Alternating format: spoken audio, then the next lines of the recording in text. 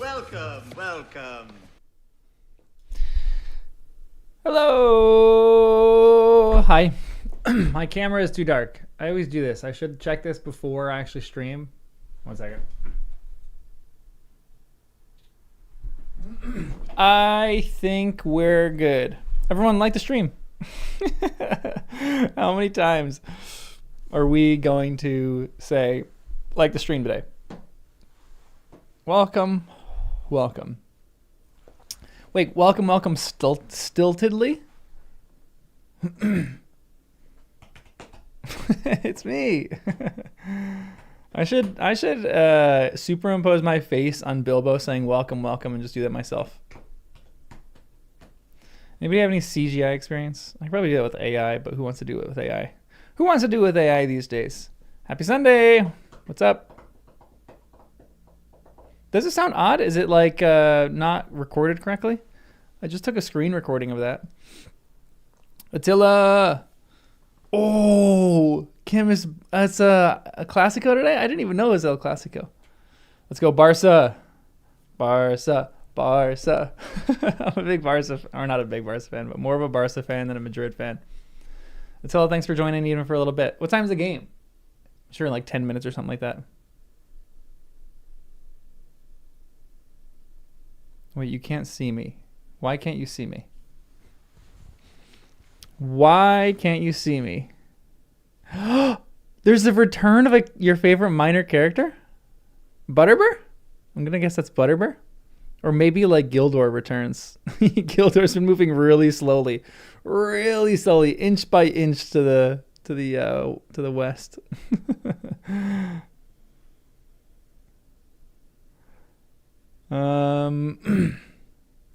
Technically the same as the movie as far as I know. Just the way he acted sounds odd to me. Huh, interesting.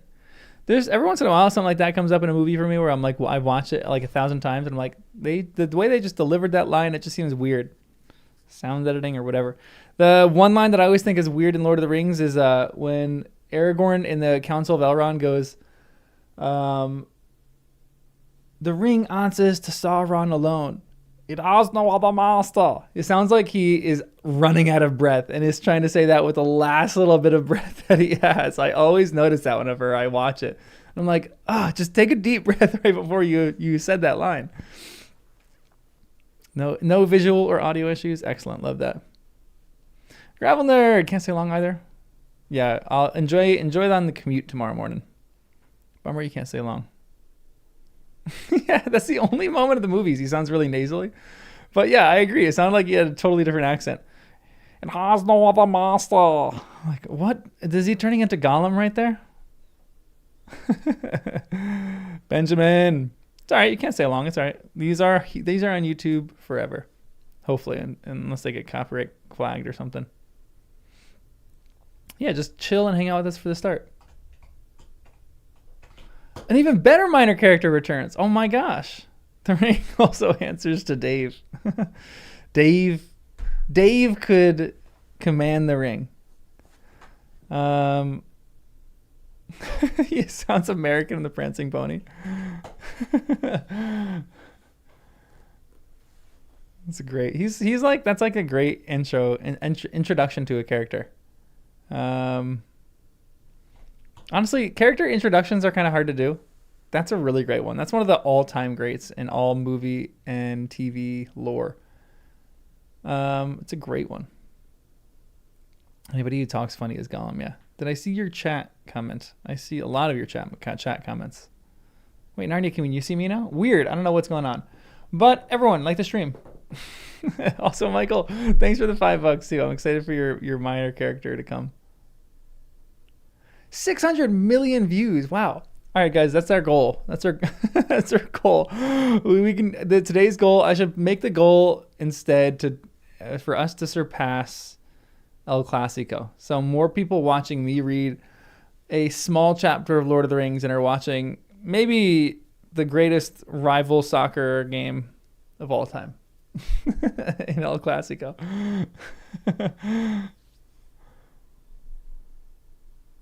He doesn't sound like that in the first Lord of the Rings trailer. Interesting.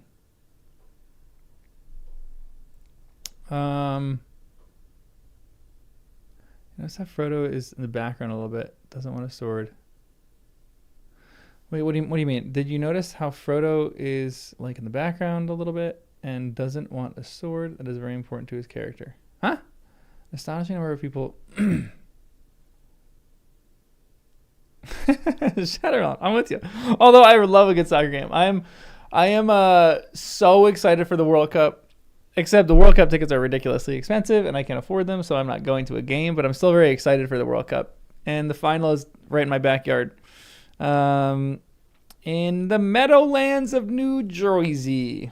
So that's going to be a wild time. The cheapest finals tickets right now are $13,000.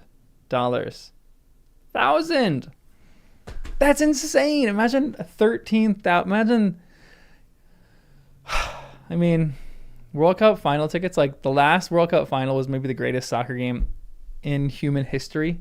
Yeah, you could watch Aragorn kick a helmet. Exactly. Why watch anybody kick a ball when you can watch Aragorn kick a helmet and break his toe? And say, didn't you know he broke his toe on that scene? Today's chapter is short. Homeward Bound. Continuation of the last chapter. I have not gotten any. Last week was a little busy. I have not gotten any essays done except for one for last chapter. But I figured it kind of works because this chapter is pretty much a continuation of last chapter. So it should work pretty well. Oh, brother-in-law's from Mexico, so he loves soccer. Michael, what's your football team? Are you a Titans fan?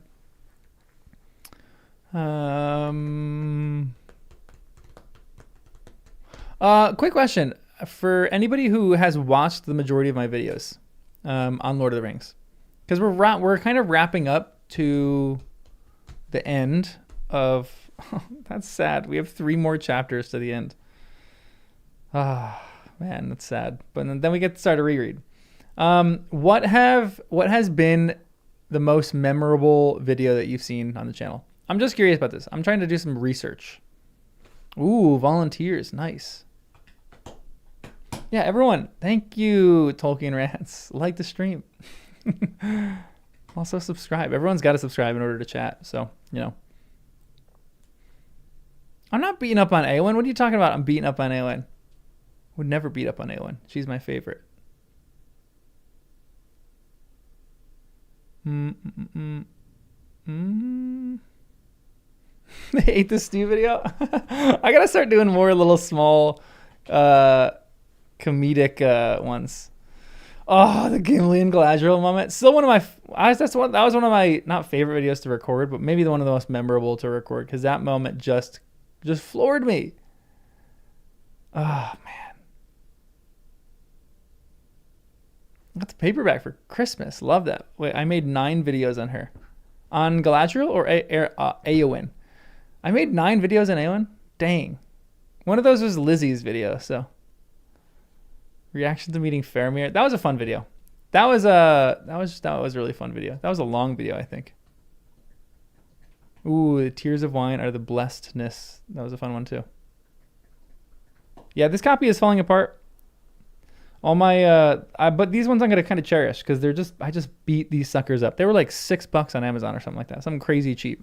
But now that I have better copies, on my second read I'll upgrade and we'll read it in a better copy. Although I have like a issue with taking notes in that copy because they're kind of nice, so I don't necessarily want to take notes, but I would like to like. I feel like this is how absurd I'm going to get with my Lord of the Rings read. I think I am going to, I think I'm going to get a new book for every read that I do and take notes in it for that specific read.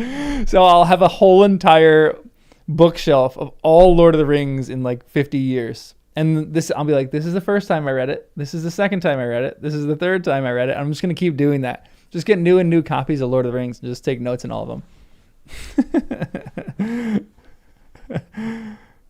I know. I honestly need a separate notebook, but it's no fun having a separate notebook. I don't want to have a separate notebook. Oh yeah, Indiana beating up Bama. Indiana's going to dominate in the final, I think. But who knows? Someone should make a cookbook of Eowyn's recipes. I wanted to do. I still probably am going to do this after my read. I think I'm going to do like a cooking video of making lembas. I feel like that'd be kind of fun. Like, join me as I cook some lembas bread. We'll try the recipe. Well, maybe we'll try a few recipes. Maybe we'll do a week's worth of lembas. Every day I try a new recipe of lembas, and we just like taste test it and see which one's the best. That'd be kind of fun. I don't know. I kind of love that.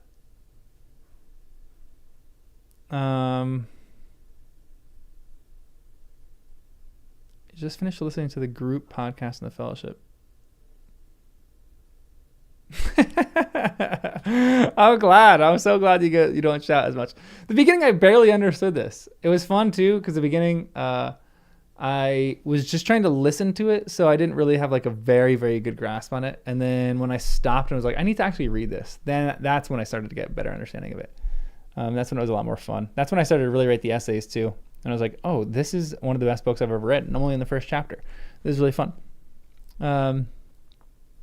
Ooh, made lemons for your birthday. Shortbread.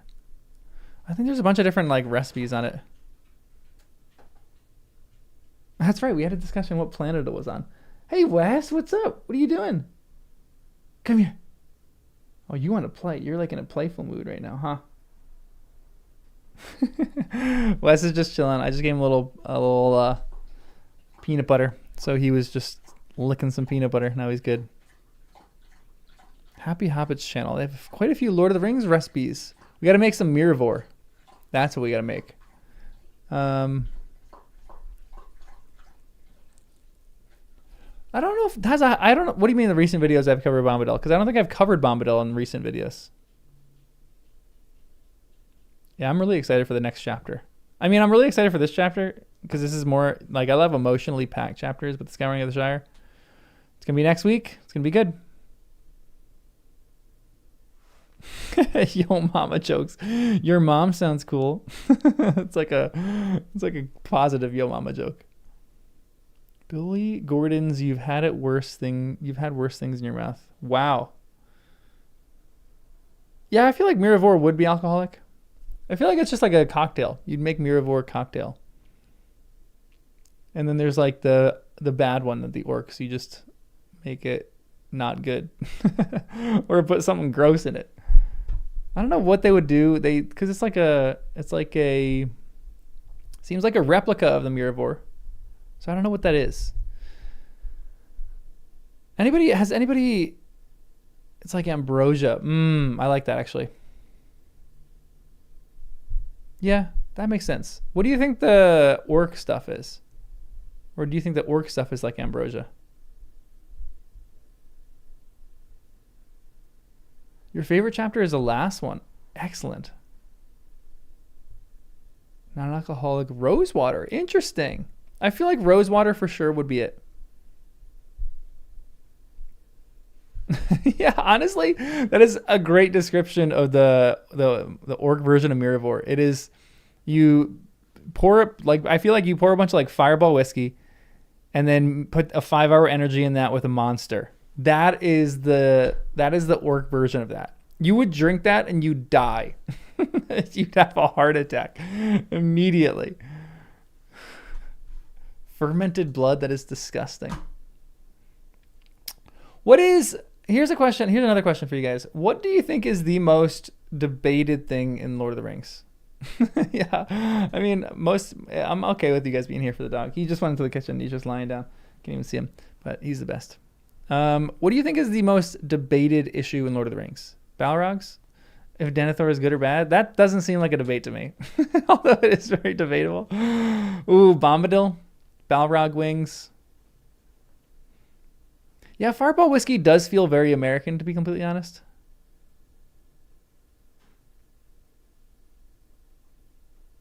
Ooh, the danger of light and joy. That was that line still cuts me. That might be one of my favorite lines.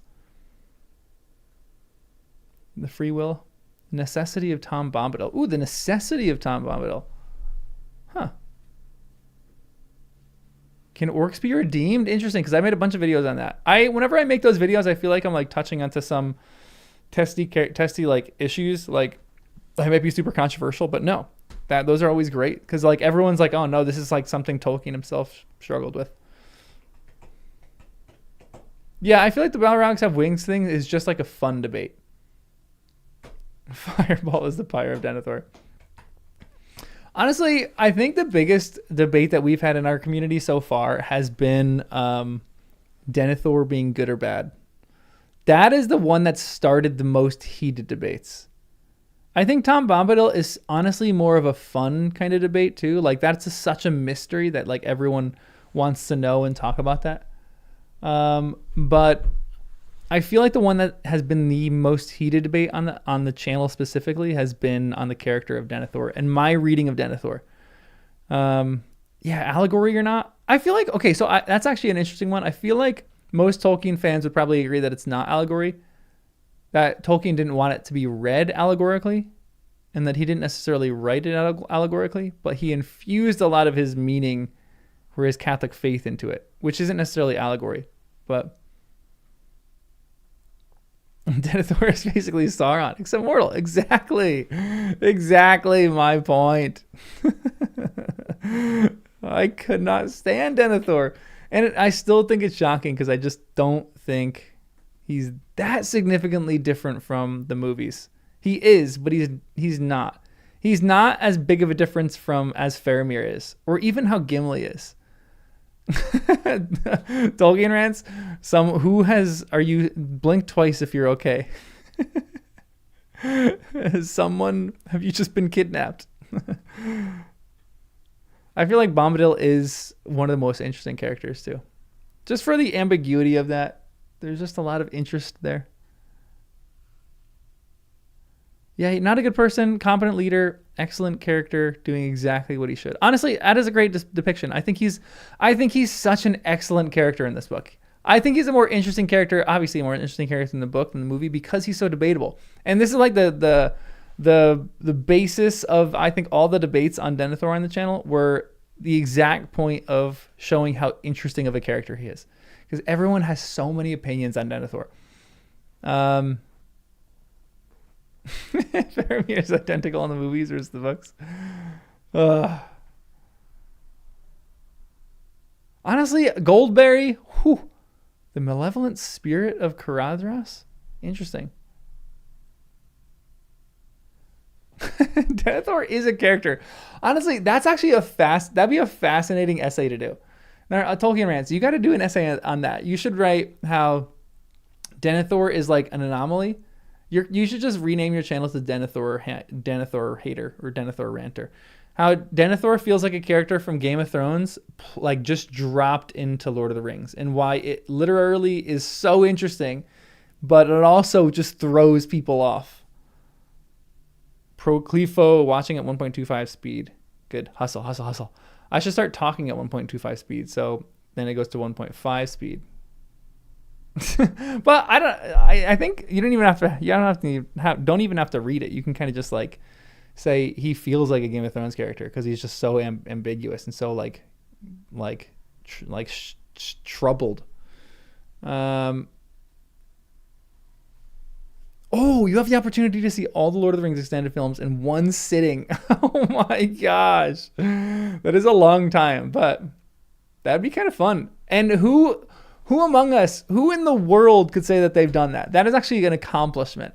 I feel like if you do that, there's a level of bragging rights that you have that are just like, that's just incredible.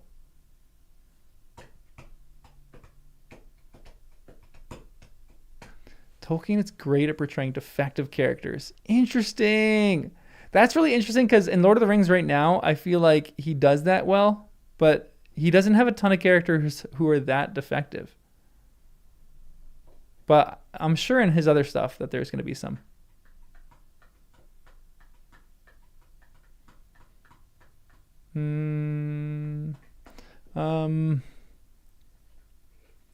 Honestly, the Goldberry debate is really fascinating. I feel like when I read more, I feel like on a third or fourth read of this, all my videos are just going to be headcanons or like hot takes that I have, or just theories.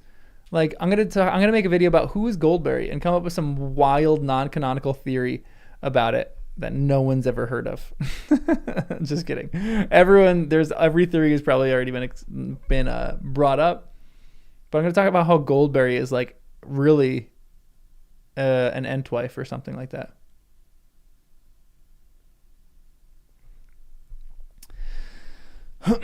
I will say, so John Noble, so there's the two actors in Lord of the Rings who were some of the, maybe the two, one of not the two most competent, because a lot of those actors were incredible. But John Noble was great, unbelievable actor, and John Rhys Davies was unbelievable, and both of them got shafted in their roles. But I will say that when I think about Lord of the Rings,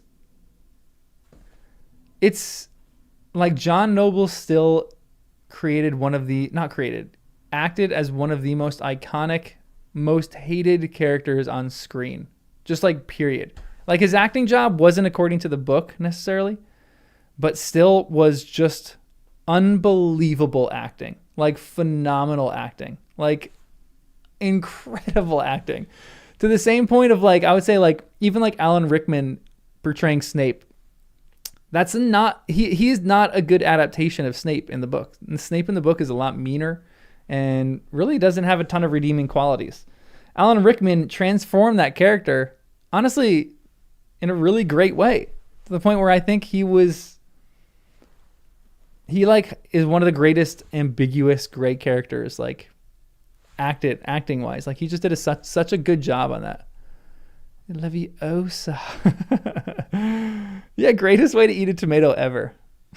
And I do think Elijah Wood actually was a good cast for that. I don't know, because there's some debate about this.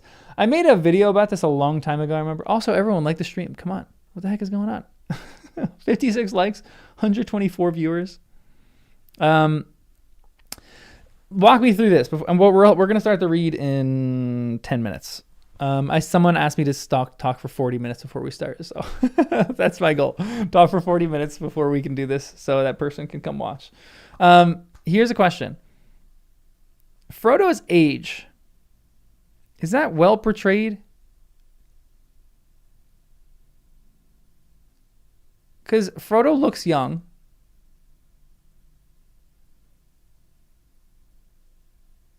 But wouldn't he be young being that he had the ring?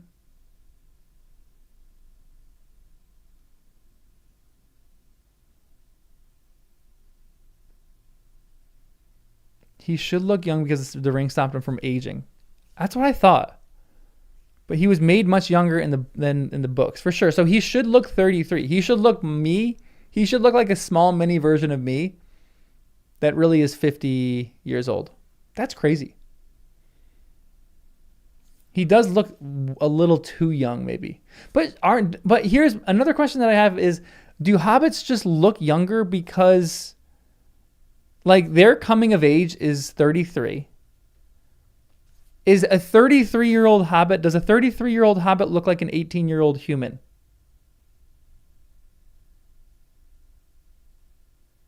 Yeah, I think the clarity of hobbit aging is actually really interesting.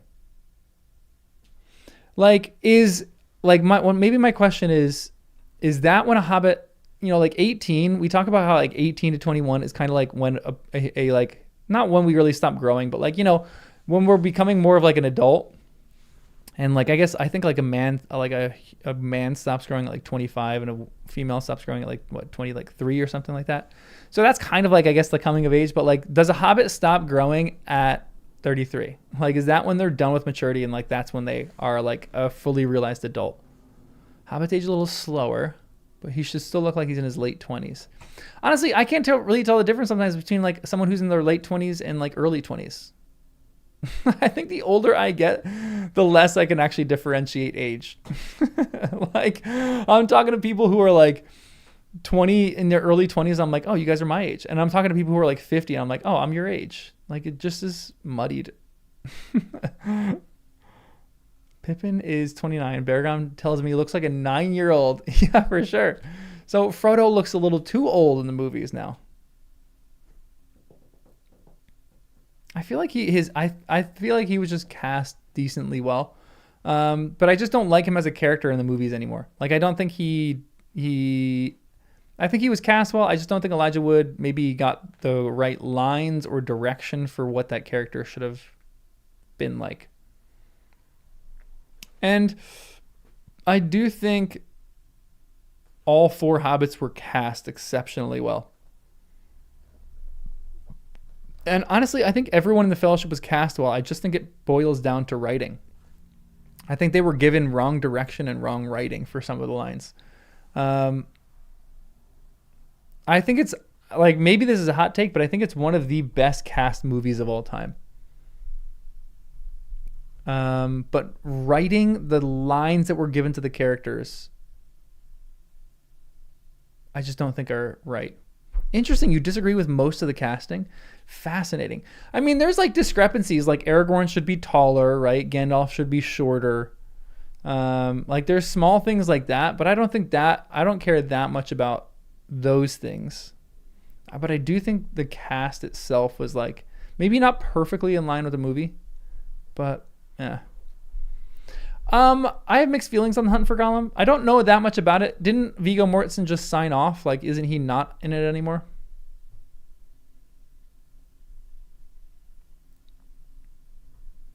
I know, yeah. They did film all 3 at once, which is so smart. That's like the best thing to do. I wish they did that with more movies. Like they should just do that with more movies. Like, and then they can release them year after year. I wish they did that with Dune. I know Dune is like a hot button issue, but I really love those movies. I think they're great movies. Just really interesting because I don't know anything about the books, and I'm going to say something heretical that a lot of you are going to get mad at me for. So I'm going to go out on a limb and say this. So don't everyone like the stream before you leave because you're going to be pissed at me in a second. I think sometimes, and it's not in every single case that I would recommend this, but in a lot of cases I would recommend this to people. I think people should watch the movie before they read the book. In some cases. I think that because you get double joy from it. Like what I am doing now, I'll say I'm a little bummed that I didn't get like the excitement and the joy from I'll say this. So I am happy because the movies are still incredible movies. I still think they're the greatest things, and I got to experience those for the first time. And then reading the books, they're so different that it's just so good. The only thing that I struggle with in this is that I wish I hadn't seen the movies so I can get the surprises of this book as J.R.R. Tolkien intended. That's the one thing that I struggle with, is that I would have loved to have the surprises in this book, but I did have surprises in this book, which is why I think like the adaptation and how it changed from book to movie is actually good, because both of the things are different. But here's my thing, Shattermelon. I wouldn't be saying that if I read the books first. I agree with you, because I think the books would be so high in my opinion. But if I went and saw the movies after I read the books, I would be like the majority of you guys who would be massively disappointed in the movies. And I would be so bummed about what the movies did to these books. And I'd say I don't know if I could ever enjoy it. Whereas now, because I've seen the movies first, I can enjoy the movies a lot more because I grew up on those and I love those. But I think even now at this point, I'm like a little bummed by the movie decisions for certain things, but I still think that they're the greatest. They're the greatest. It's the greatest movie trilogy of all time. Some of the greatest movies of all time. Probably still the greatest movies of all time. Just the accomplishment of what they did, filming 3 at once, like the perfect era that it was in with it's not too CGI-y. Like it was just so good. Oh, so good. Whenever you read a book first, I'm always disappointed. Whenever I watch a movie, and yeah, you can love both. I fully agree with that. I fully agree with that. It's kind of a hot take, but I kind of fully agree.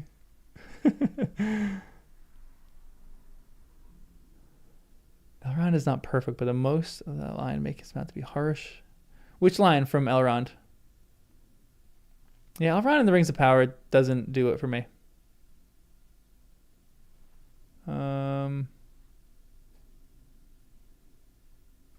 Yeah, that is one. K. Beeble Brox. That is one that I've heard too. That is one of the movies, or that is one of the books that is better, or the movie is actually better than the book. One of the few. Yeah, I think like there's like positives and negatives of books versus movies first. But they're just different too. Like, and this is an interesting thing because I don't think if you had the greatest, let's work this experience. If you had the greatest filmmaker of all time, whoever that is, fill in the blank for whoever you want that to be. Let's say you had J.R.R. Tolkien himself. He wrote the screenplay for The Lord of the Rings. I still don't think any movie could ever capture what The Lord of the Rings is as a book. They're just totally different. And so I think as a movie, it had to transition into like an adventure action-ish kind of movie because the movie would lose its identity if it went from a horror for 10 minutes of the book or for 10 minutes of the movie, and then it completely changed to action, and then it completely changed to dialogue. Like, I think the movie would lose its identity a little bit, which is why I think it should be a show. Like, you can do that with episodes of a show. You know what I mean? Letter 210. Interesting.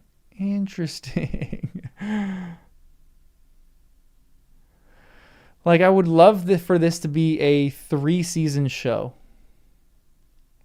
Or no, a 6-season show. Give me a season for every book. You know what I mean?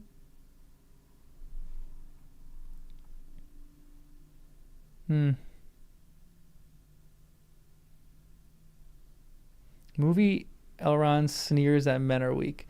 Men are weak. That is a great line, though, in the movie. But yeah, I don't think he would do that in the book. Elrond's a bit kinder in the book. Although I do love Hugo Weaving. And I think that's maybe one of the more controversial castings. People say they don't really envision him as Elrond. I would love, because I like crossovers, I would love Hugo Weaving to play Voldemort in the new HBO series. I think he would do Voldemort so well. Like, wildly well. He plays a great villain. Man, he plays a really great villain.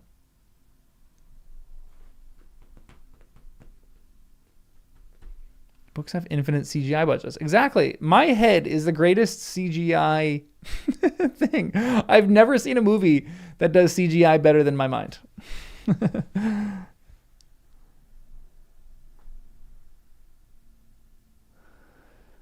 All right, guys. I think it's time. I think it is time to begin the third to last chapter in The Lord of the Rings. No! And this is a short one, too. I don't like short chapters. It's like 5 pages. But we have the Scouring of the Shire next week, which, whatever that chapter is, we'll see. And then Grey Havens is a short one, too. And then Appendix A, Annals of the Kings and Rulers. I shouldn't look at that. I started to read only 37 minutes in. Shocking. Absolutely shocking.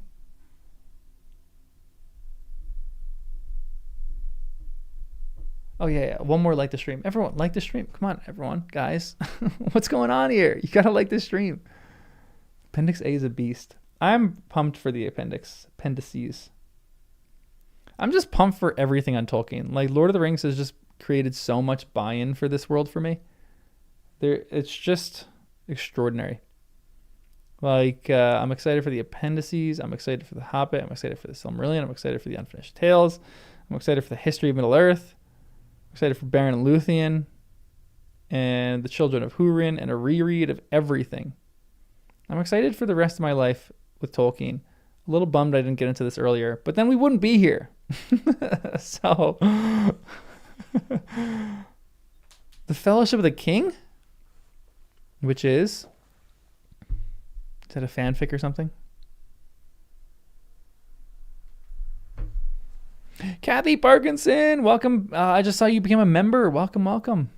Ooh, wet and windy west of Ireland. I love the alliteration there. The wet and windy west. That sounds like the opening of a novel. In the wet and windy west of Ireland, it was wet and windy. That's the worst first line of a novel I just adapted. Jazz's attempt to draw book-accurate versions of Lord of the Rings monsters on YouTube. No, please send me that. Jazz's? Send that in the Discord if you can. Also, hold on. Let me share links. Narnia Queen, thanks for the $5. Nothing beats your own imagination and how everyone envisions Middle-earth differently. I know, I love that part of just fantasy lore in general. All right, real quick, let me send links and then we'll start the read. If anyone wants, you can join the Discord right there. Most of you guys are in it already, or you don't even participate in Discord, but you can join Discord right there. And then, give me a sec. That's the only link I'll send you for now.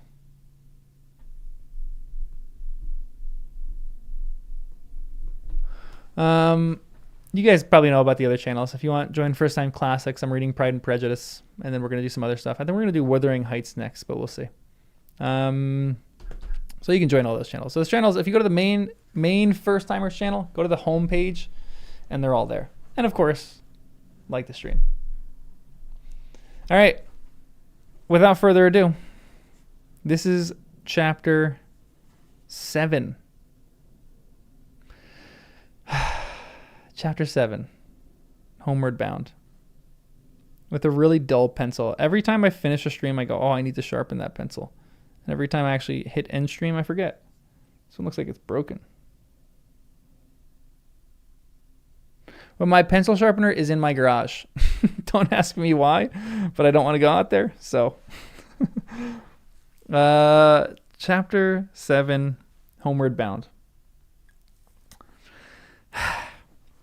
At last, the hobbits had their faces turned towards home.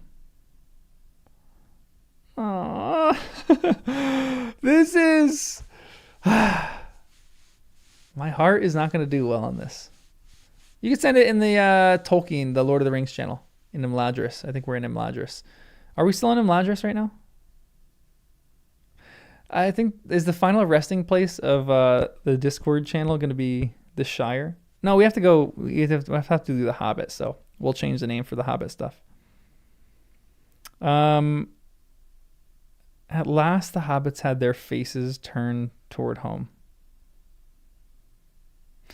Man, we're coming back.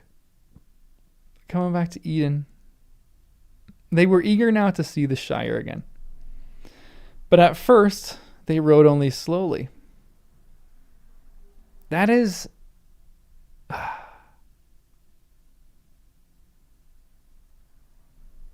That's how I feel. I want to go really slow for the rest of this. We're going to go at a funeral pace for the rest of this book, guys, because I just want this to last forever.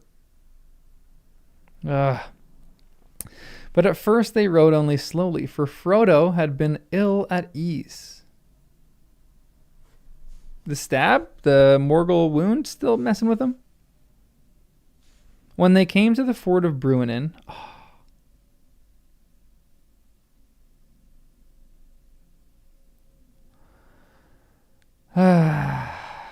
he had halted and seemed loth to ride into the stream. Man, just PTSD.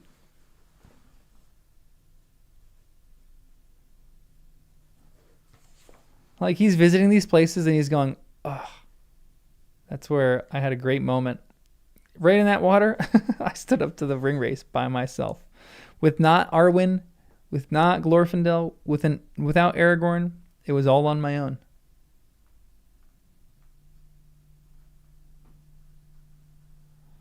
Frodo and PTSD.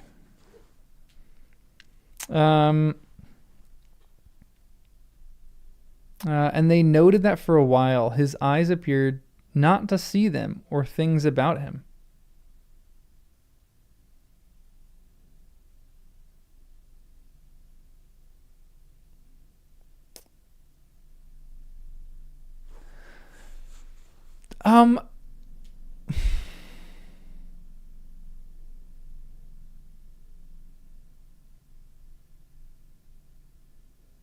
Do we ever have an answer for the blindness of Frodo?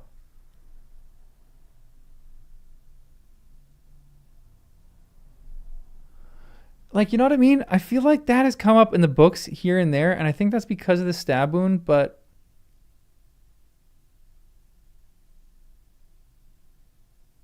it's one of the weirder parts of the book.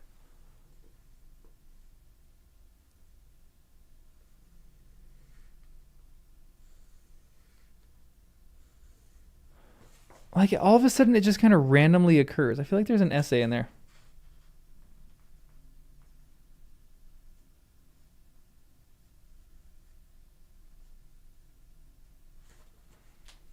He definitely almost turned into a wraith, so he's just withdrawn or dissociating. Interesting. You don't think it's literal? For a while, his eyes appeared not to see them or things about him. All that day he was silent. It was the 6th of October. Huh.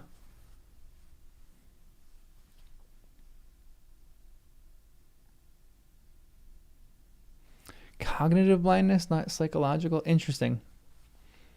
Yeah, there's a lot of trauma there attached to it. I think you're right too. The possession of the ring has kind of messed with him.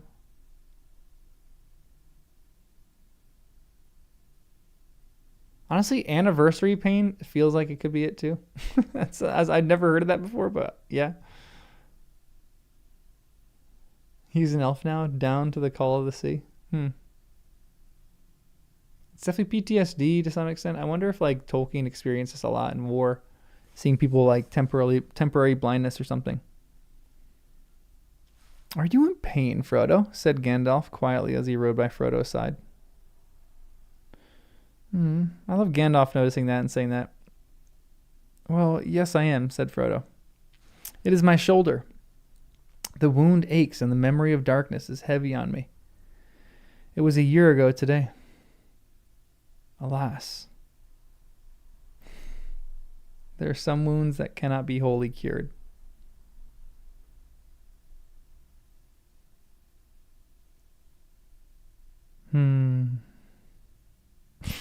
Oh. I fear it may be so with mine, said Frodo. There is no real going back. Though I may come to the Shire, it will not seem the same. For I shall not be the same. I am wounded with knife, sting, and tooth, and a long burden. Where shall I find rest? Gandalf did not answer.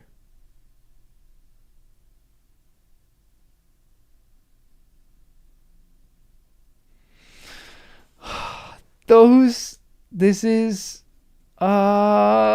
so sad.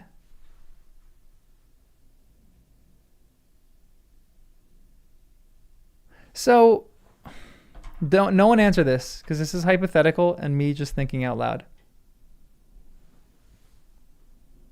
Has Frodo gotten an invitation to sail west yet?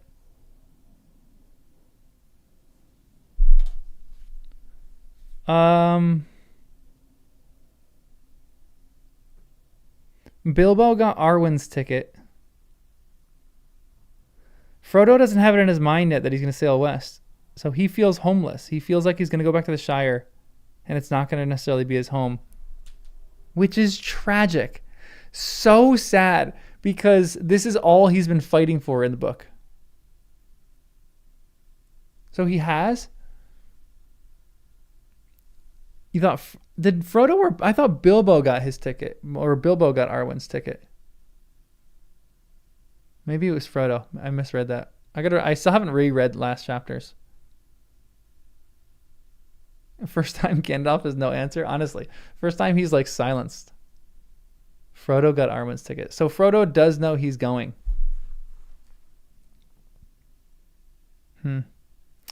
That's interesting to me, because why doesn't Gandalf answer him here then?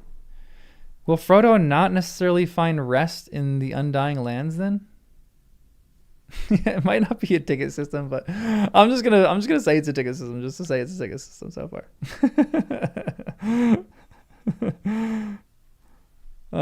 So we know from the last chapter he's going to the Undying Lands. Or the Undying Lands not going to give Frodo a rest. He goes, "Where shall I find rest?" Gandalf did not answer. Does Gandalf in his mind know that he's not necessarily going to find rest?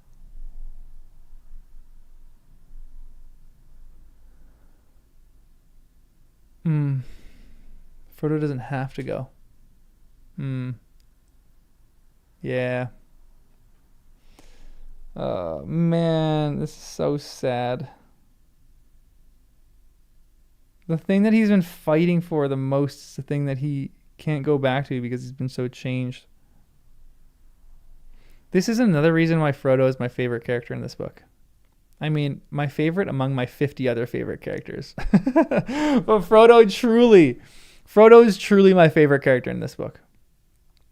I think it goes Frodo, Gimli, and then I don't want to rank them after that, but those two are probably my two favorite. And this is one of the reasons why he's my favorite, because he is just so selfless and so wise and so understanding. And it just makes me so sad that he's fought for this for so long, and he's struggled through this for so long, and now he's going to go back to the place that he fought for and find that it's not really like a home anymore.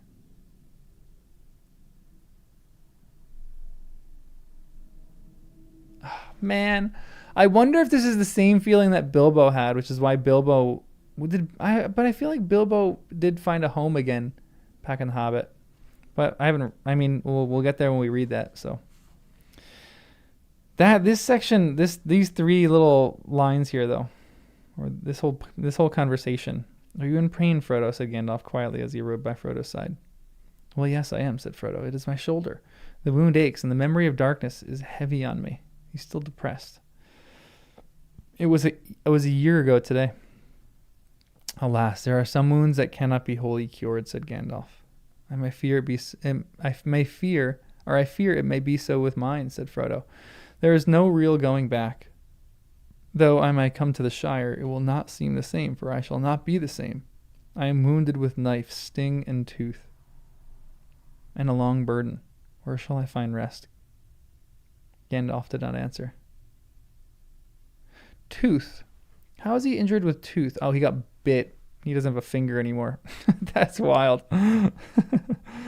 By the end of the next day, the pain and unease had passed, and Frodo was merry again, as merry as if he did not remember the blackness of the day before. Wow. After that, the journey went well, and the days went quickly by, for they rode at leisure, and often they lingered in the fair woodlands where the leaves were red and yellow in the autumn sun. At length they came to Weathertop, and it was then, drawing towards evening, and the shadow of the hill lay dark on the road. Then Frodo begged them to hasten, and he would not look toward the hill, but rode through its shadow, with head bowed, and cloak drawn close about him. So Frodo is essentially just having PTSD of the locations that he's at, which is very, very legitimate. I feel like if you go back to a space where, you had some traumatic event, that would reignite the trauma. That night the weather changed, and the wind came from the west, laden with rain, and it blew loud and chill.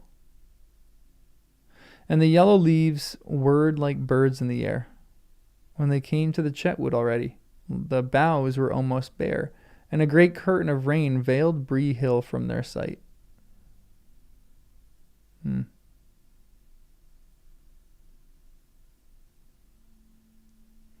So it was that near the end of a wild and wet evening in the last days of October, the 5 travelers rode up the climbing road and came to the south gate of Bree. They're back at Bree. It was locked fast, and the rain blew in their faces. And in the darkness, or in the darkening sky, low clouds went hurrying by, and their hearts sank a little, for they had expected more welcome. This is another thing. I think the movies actually portray this kind of well too, and like the whole idea of like they come back to these places that they fought for, and no one knows that they fought for them.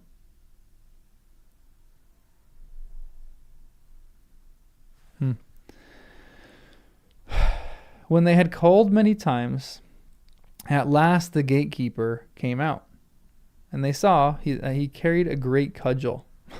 He looked at them with fear and suspicion, but when he saw that Gandalf was there and that his companions were hobbits in spite of their strange gear, then he brightened and wished them welcome. Gosh, he's got a cudgel, okay? Whew.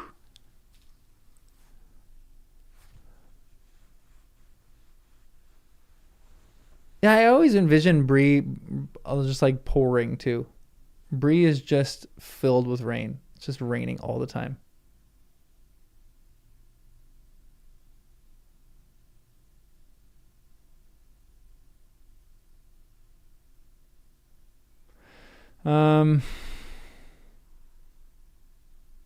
Come in, he said, unlocking the gate.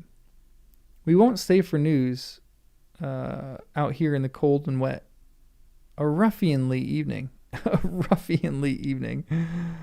But old Barley will no doubt give you a welcome at the pony, and there you'll hear all there is to hear.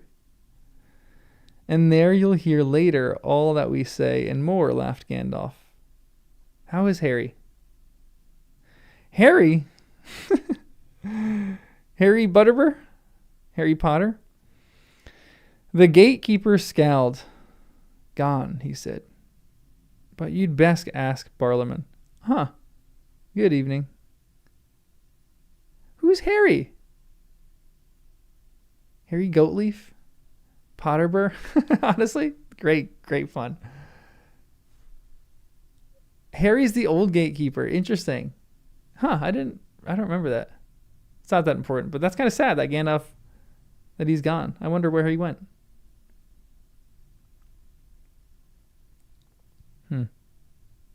That's sad. Harry the gatekeeper. Good evening to you, they said. And passed through. And then they noticed that behind the hedge at the roadside, a long, low hut had been built, and a number of men had come out and were staring at them over the fence.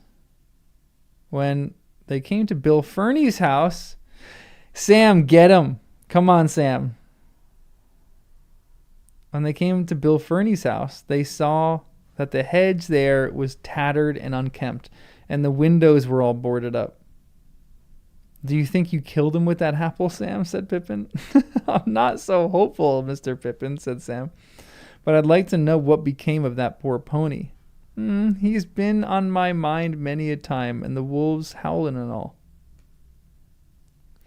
Please, Bill, come on. Come back. Come back in our lives.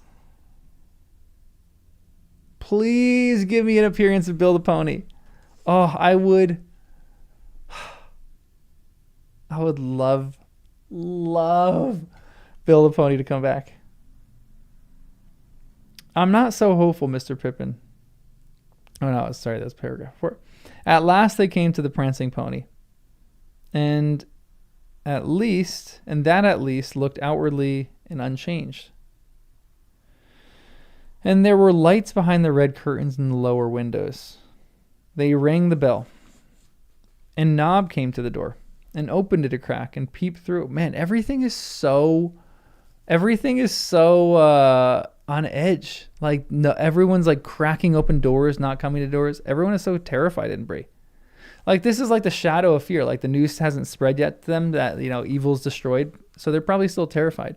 And I am curious if orcs are still roaming about, like, doing something bad. I don't know.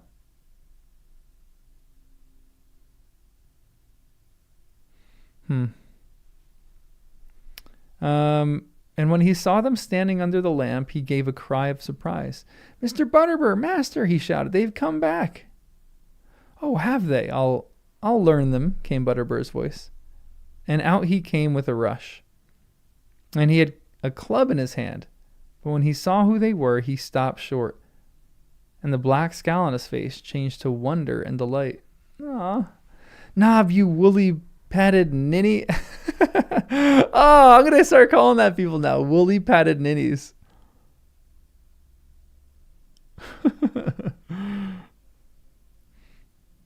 Can't you give old friends their names? You shouldn't go scaring me like that, with times as they are. Well, well. And where have you folk come from? I never expected to see any of you folk again, and that's a fact. Going off into the wild with that Strider and all those black men about. But I'm right glad to see you, and none more than Gandalf. Come in, come in. The same rooms as before, they're free. Indeed, most rooms are empty these days, as I'll not hide from you, for you'll find it out soon enough. And I'll see what can be done about supper, as soon as may be. But I'm short-handed at present. Hey, Nob, you slow coach, tell Bob. But there I'm forgetting. Bob's gone. Goes home to his folk at nightfall now. Well, take your guest ponies to the stable, Nob, and I'll be taking your horse to his stable yourself. And you'll be taking your horse to his stable yourself, Gandalf, I don't doubt. A fine beast, as I said when I first set eyes on him. Well, come in. Make yourselves at home. Mr. Butterbur had at any rate not changed his manner of talking, and still seemed to live in his old breathless bustle. And yet there was hardly anybody about, and all was quiet. From the common room there came a low murmur of no more than 2 or 3 voices. And seen closer in the light of the 2 candles that he lit and carried before them, the landlord's face looked rather wrinkled and careworn. This is a great... this is so fantastic because... it's just a year has gone by. Butterbur wouldn't look that much significantly older just from a year. But I do love this description here because Tolkien is like, everyone has been fighting this to some extent. Like even Butterbur. It's small, but business isn't doing well. No one's really staying at the inn. He's probably struggling. Probably has a significant amount of stress in his life. And he's just showing that on his face. So like the war is like not necessarily in Bree, but it still is affecting people in Bree. This is a really good depiction. I'm sure people feel like seen with this, with like even things in the war. Like the women who were like making even like who were working in the armories during World War I and World War II probably read this chapter and feel seen. The wrinkles on their face that show kind of the work that they were doing too and the stresses that they endured. I kind of love this.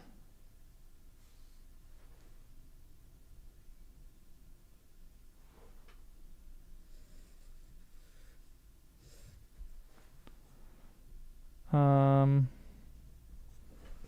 on one second. I'm going to write another note. I missed a note earlier.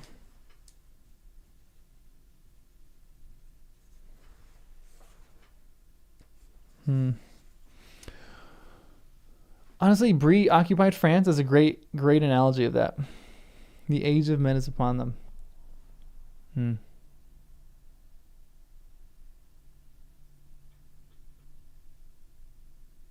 And now there's a new king with his tax policy.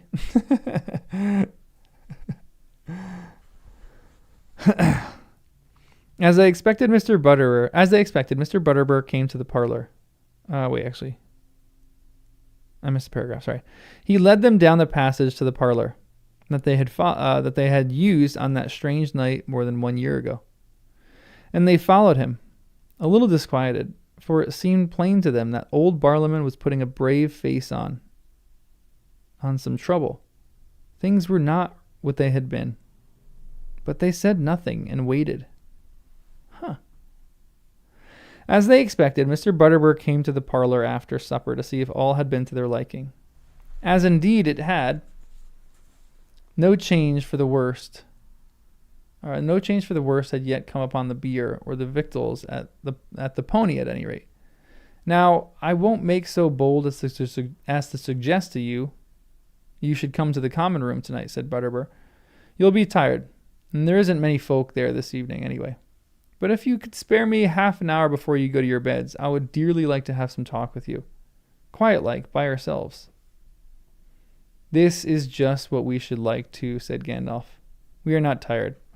We have been taking things easy. We were wet, cold, and hungry, but all that you have cured. Come sit down, and if you have any pipeweed, we'll bless you. Well, if you'd called for anything else, I'd have been happier, said Butterbur. But that's just the thing we're short of, seeing how we've only got what we grow ourselves, and that's not enough. There's none to be had from the Shire these days, but I'll do what I can. Interesting. Is this what the scouring of the Shire is going to be about? This is the pipeweed. Is Saruman going to be in the Shire? Imagine if Saruman is in the Shire. That would be wild. That would actually be wild. But Saruman seems like he's been economically ruining the Shire. He's probably buying their pipeweed for crazy cheap and then selling it for crazy high, just causing them economical crises. Yeah, no spoilers, no spoilers. I'm not even going to look at chat for a second. I'm just going to keep reading another few paragraphs. Where am I? Well, if you'd call for anything else, I'd have been happier, said Butterbur. That's just the thing. We're short of seeing how we've only got what we grow ourselves, and that's not enough. There's none to be had from the Shire these days, but I'll do what I can. When he came back, he brought them enough to last them for a day or two. A wad of uncut leaf. Southland, she said, and the best we have, but not much of the match of South Farthing, as I've always said. Though I'm all for Bree in most matters, begging your pardon. A little rivalry between the South Farthing and Bree. They put him in a large chair by the wood fire, and Gandalf sat on either side of the hearth, and the hobbits in low chairs between them. And then they talked for many times half an hour. Oh. And exchanged all such news as Mr. Butterbur wished to give or hear. And most of the things which they had to tell were a mere wonder and bewilderment to their host, and far beyond his vision. And they brought forth few comments other than, "You don't say," often repeated in defiance of the evidence of Mr. Butterbur's own ears. "You don't say, Mr. Baggins," or is it Mr. Underhill? I'm getting so mixed up. "You don't say, Master Gandalf." Well, I never. Who'd have thought in our times? But he did say much on his own account. Things were far from well, he would say. Business was not even fair. It was downright bad. No one comes nigh Bree now from outside, he said. And the inside folk, they stay at home mostly and keep their doors barred. It all comes of those newcomers and gangrels that began coming up the Greenway last year, as you may remember.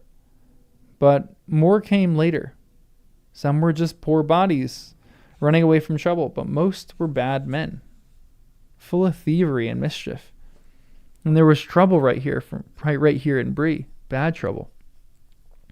Why, we had a real set to, and there were some folk killed dead. If you'll believe me. Whoa, Bree has been tumultuous.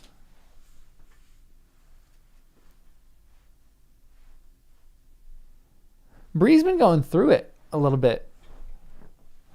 Were these weren't orcs, right? These were actual men. Butterbur says it, but is he mistaken? Most were just bad men, full of thievery and mischief. Wonder where they come from.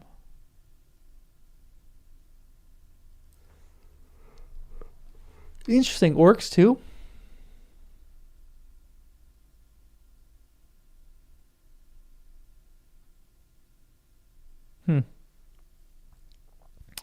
All right, let's keep reading. I will indeed. How many? 2 or 3 and 2, said Butterbur, referring to the big folk and the little. Aw. There was poor Matt Heathertoes and Rally Appledore and little Tom Pickthorn from over the hill and Willie Banks from up away and one of the Underhills from Staddle. Oh, everyone drink to these 5. All good fellows and they're missed. And Harry Goatleaf, that used to be on the Westgate, and that Bill Fernie. They came in on the stranger's side, and they've gone off with them. Huh.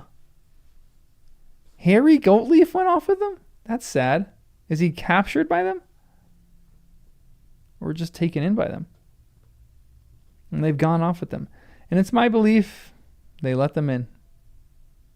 On the night of the fight, I mean. Whoa. And that was after we showed them the gates and pushed them out.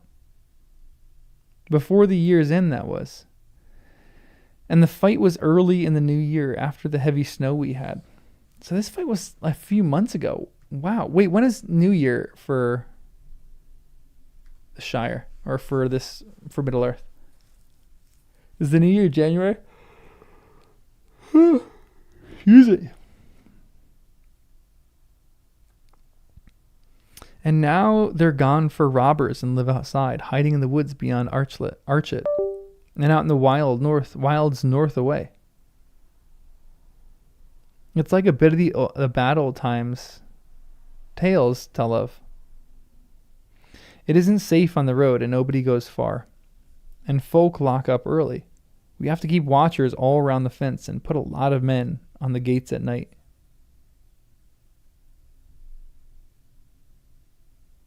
Huh.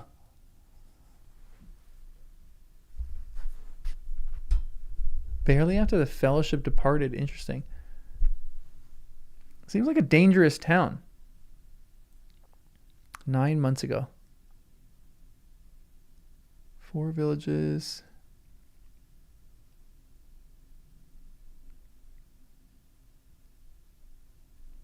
Uruk-hai are technically half orcs. Half orcs, half elves. Yeah, they left on Christmas, but they left... Yeah, that's true. They left... They left Rivendell on Christmas.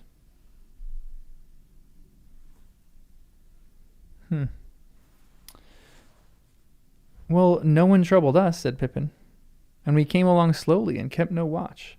We thought we'd left all trouble behind us. And that you haven't, master. More's the pity, said Butterbur. But it's no wonder they left you alone. They wouldn't go for armed folks with swords and helmets and shields and all. Make them think twice, that would. And I must say, it put me aback a bit when I saw you. Then the hobbits suddenly realized that people had looked at them with amazement, not out of surprise at their return, so much as in wonder at their gear. They themselves had become so used to warfare and to riding in well-arrayed companies that they had quite forgotten that all their bright mail peeping from under their cloaks and the helms of Gondor and the Mark, and the fair devices on their shields, would seem outlandish in their own country. And Gandalf, too, was now riding on his tall, gray horse.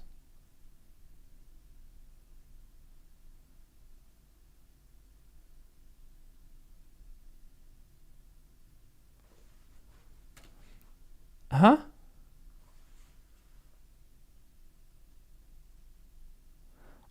All clad in white with a great mantle of blue and silver over all, and a long sword glamdring at his side.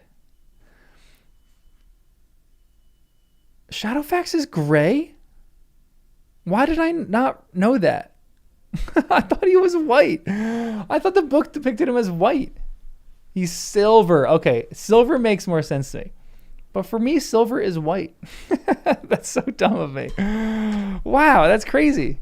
What a movie lie, for real. I need to make a full video on the movie is lying about everything about Shadowfax. Everything you've ever learned about Shadowfax is a lie. Sticking in line with my hyperbole. Interesting. Okay, so he's silver. I know silver is kind of both, but to me, silver feels more like a pure gray, which is so white to me. Interesting. Okay. Like an off-white. His mane was white? Okay. That's a cool looking horse then. I want to see like an image of what he looks like according to the book.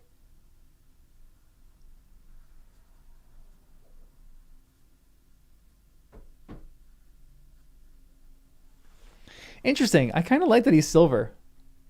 I mean, like white, you have like the purity of a white horse. He's kind of beautiful in the movie.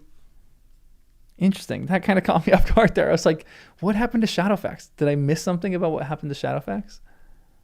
Yeah, I thought he was white because he was white in the movies. Yeah. I guess he is kind of like silverish in the movies, but maybe he's a little too white in the movies.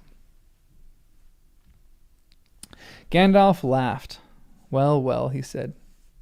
If they are afraid of 5 of us, then we have met worse enemies on our travels. But at any rate, they will give you peace at night while we stay. How long will that be? Said Butterbur. I'll not deny it. We should be glad to have you about for a bit. You see, we're not used to such troubles. And the rangers have all gone away. Oh, folk tell me. So as soon as the rangers left, all sorts of rubble was happening. Rabble. All sorts of ruffians were about. Huh. But this happened before the rangers left. The Grey Company didn't leave until a few months after this.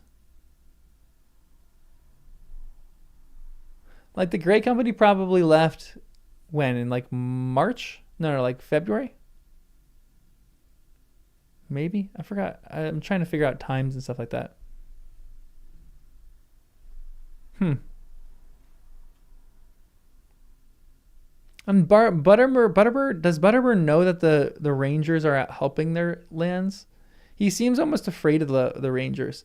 And that's interesting too because he is afraid of something that is protecting him, and he doesn't know that it's necessarily protecting him. And it doesn't necessarily even feel like they're appreciating what the Rangers did for them so much as like maybe he's now actually understanding what the Rangers did. Huh.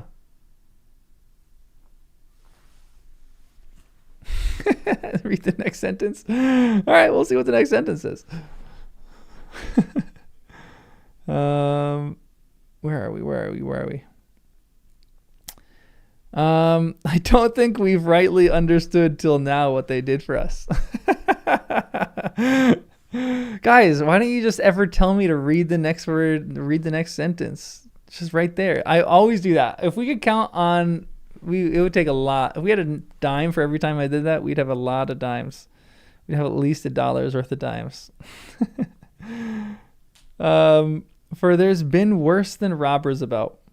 Wolves were howling. Were those the same wolves that took Bill? Bill better be around. I'm going to be mad if Bill's not here. Wolves were howling round the fences last winter. Huh. And there's dark shapes in the woods. Dreadful things that makes the blood run cold to think of. It's been very disturbing, if you understand me. I expect it has, said Gandalf. Nearly all lands have been disturbed these days, very disturbed. But cheer up, Barlowman. You have been on the edge of very great troubles, and I am only glad to hear that you have not been deeper in. But better times are coming, maybe better than any you remember. The Rangers have returned. We came back with them. Interesting that they came back with them. Who's the leader of the Rangers now? I mean, was Aragorn really the leader of the Rangers? Rangers seem like they don't need a leader. They just kind of do what they do, and they all they're equals. We came back with them, and there is a king again, Barlowman.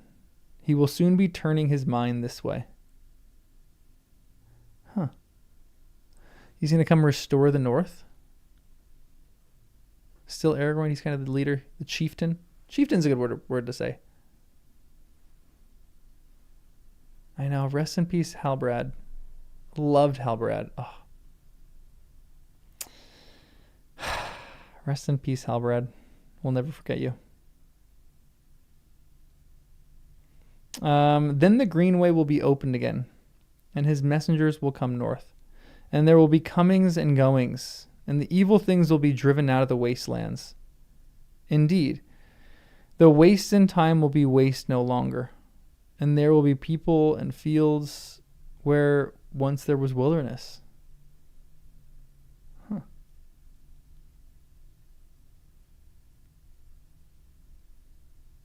The waste, indeed, the waste in time will be waste no longer, and there will be people and fields where once there was wilderness. Huh. J.R.R. Tolkien likes tamed wilderness, I guess. That's interesting. That line seems strange to me. I guess it's just people are just kind of repopulating these areas. The Return of Arnor. Interesting. Give me a sequel on that, please.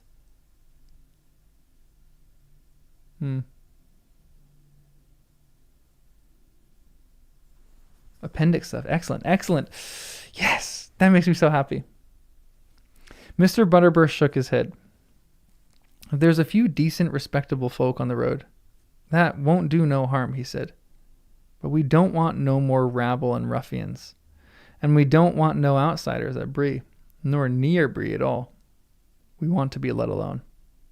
I don't want a whole crowd of strangers camping here and settling there and tearing up the country wild, or tearing up the wild country. You will be let alone, Barliman, said Gandalf. There is room enough for realms between Isen and Greyflood, or along the shorelands south of the Brandywine, without anyone living within many days' ride of Bree. And many folk used to dwell away north, 100 miles or so from here, at the far end of the Greenway, on the North Downs, or by Lake Avendium.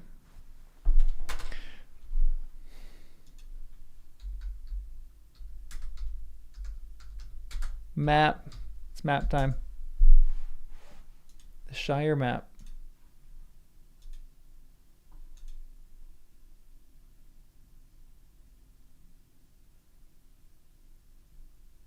The North Downs.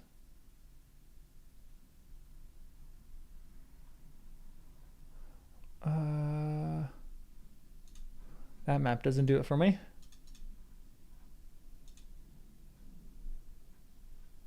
Detailed map of the Shire.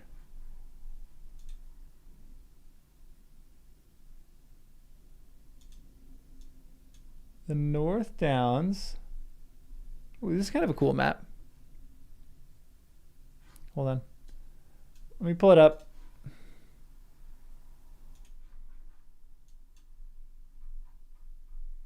Where's Lake Avendium? Is this it? I can't read this. The North Downs are right here. Isn't this is kind of a weird, confusing map? It's not in the Shire. Okay, hold on. Let me pull up a map of Middle Earth. Middle Earth map. Middle Earth map. Just don't let Attila see me not using the map that he sent me maybe 100 times.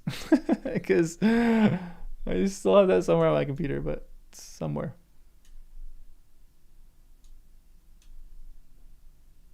Oh, okay, here we go. Here we go. We're in.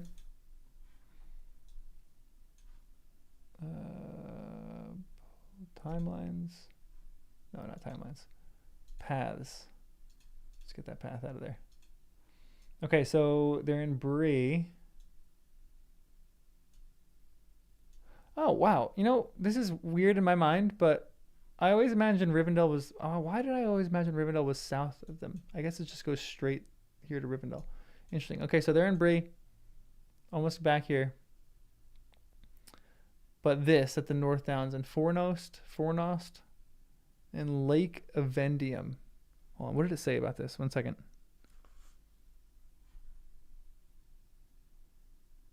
I need a map of Arnor. Okay, we got that here. Carn Doom.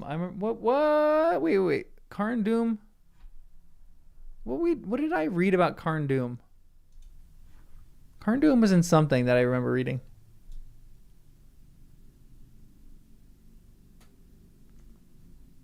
Um, turn up this whole country. And many folk used to dwell away north, 100 miles north or more from here, at the far end of the Greenway, or by the North Downs by the Lake of Endium. Angmar, that was the Witch King's capital. That is north. That's got to be cold up there. The Entmoors. Oh, Eagle Iris. Oh, interesting. Trollshaws. Huh. East Road, North Downs.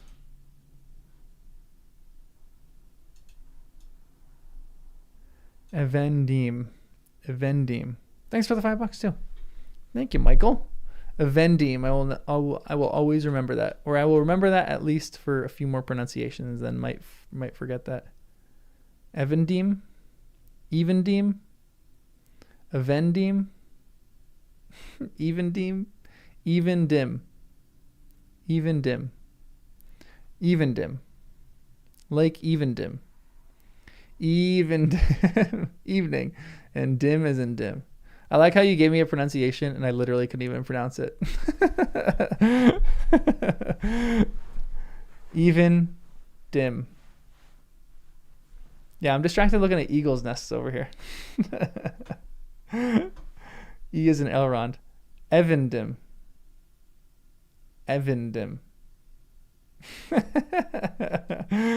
All right, we got it. We finally got there, guys. More than one way to skin a cat, but Evendim.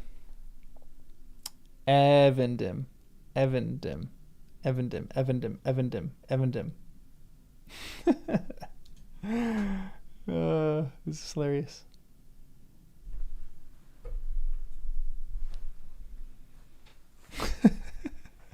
Wait. Even you said E like Elrond. Avindim. This is brutal. Yeah, where's Michael's stuff? Like the word even. Evendim. Okay, long E. Evendim, not Evendim. Evendim. We should we're gonna just good thing I don't have to read the appendix on pronunciation again, because that could go rough again. All right, well, let's keep reading. Sorry, let's keep pronouncing things.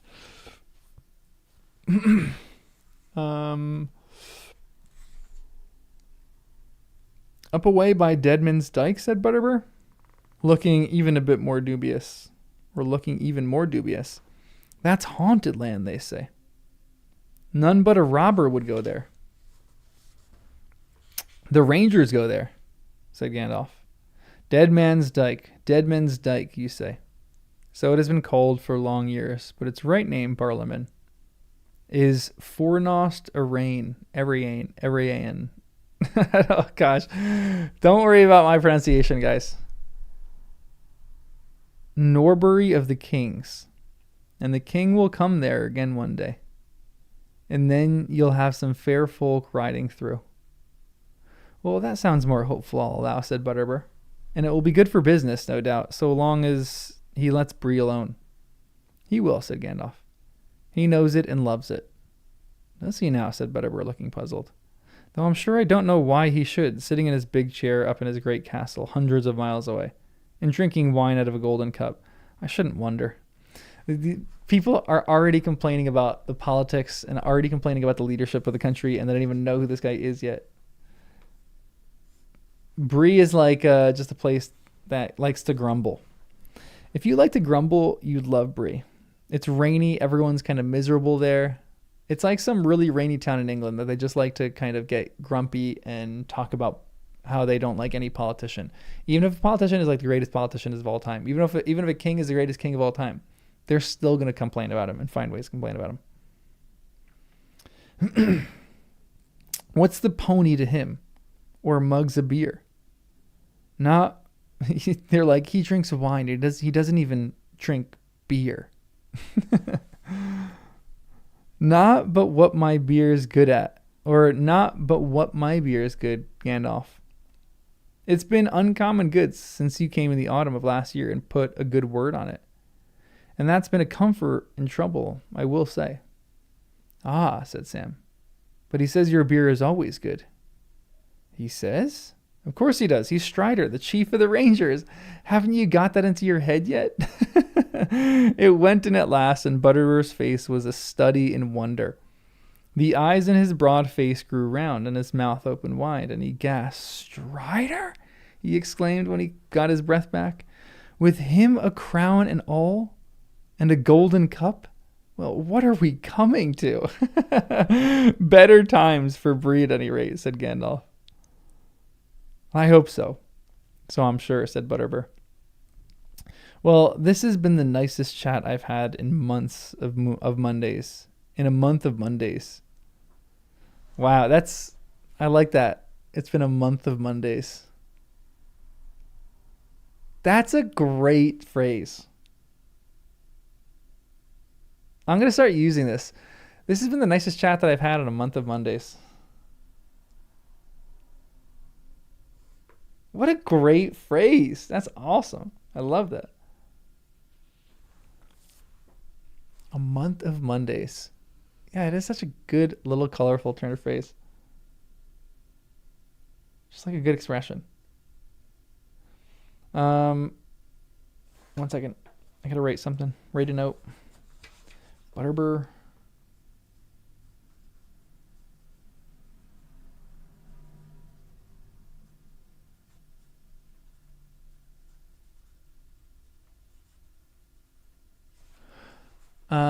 That's so funny that he's like, what have we come to?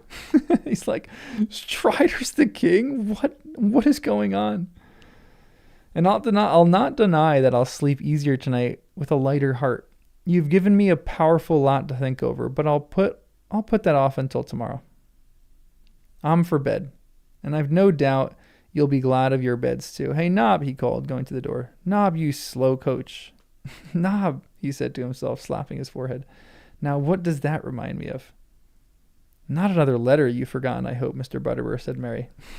Now, Mr. Brandybuck, don't go reminding me of that. But there, you've broken my thought. Now, where was I? Knobs, stables, that's it. I have something that belongs to you.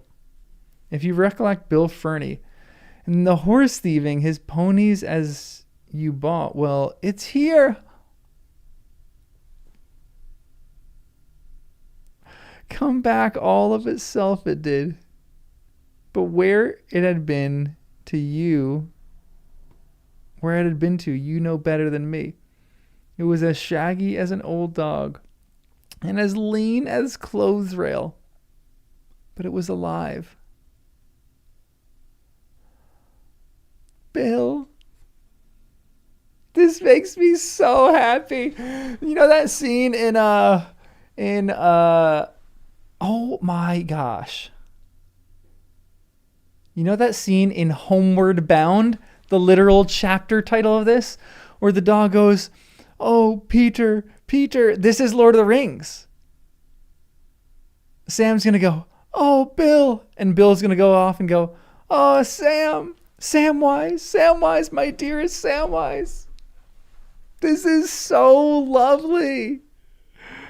I love this so much. Bill, he's alive." But he's thin as a clothes rail, but is alive.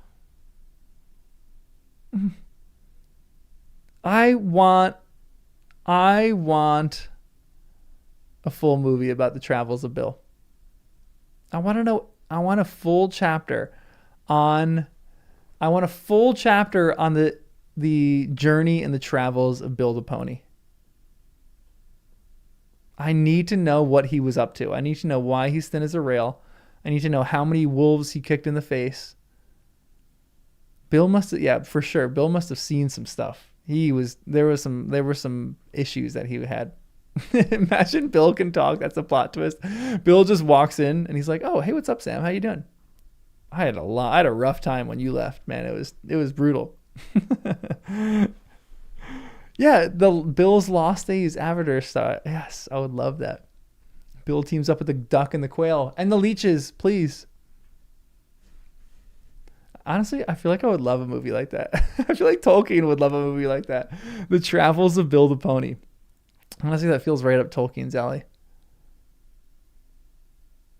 Gandalf did bless him. And he got home. And he got home. That makes me so happy. I need to reread that section now that they actually took Bill and when they left him. What, my Bill? Cried Sam. Well, I was born lucky, whatever my gaffer may say. Oh, his dad said he was born unlucky. There's another wish come true. Where is he? Sam would not go to bed until he had visited Bill in his stable. This is the greatest reunion. In a chapter full of goodbyes in the previous chapter, we get a reunion that I've literally waited for a full book, and I didn't think it was going to happen. This is the best. My note here, I'm just going to write an essay entitled, Bill! All caps.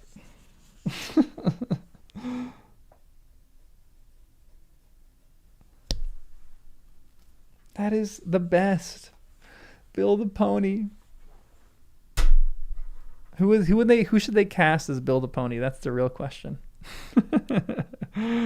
Oh, that is so good. And it legitimately does feel like last chapter we had so many goodbyes and we're kind of mourning things. Now I need to know what happened to Fatty. Both Fatty Bulger and Fatty Lumpkin. I mean, Fatty Lumpkin is with Tom. Probably, but we didn't get like their end story. I really hope we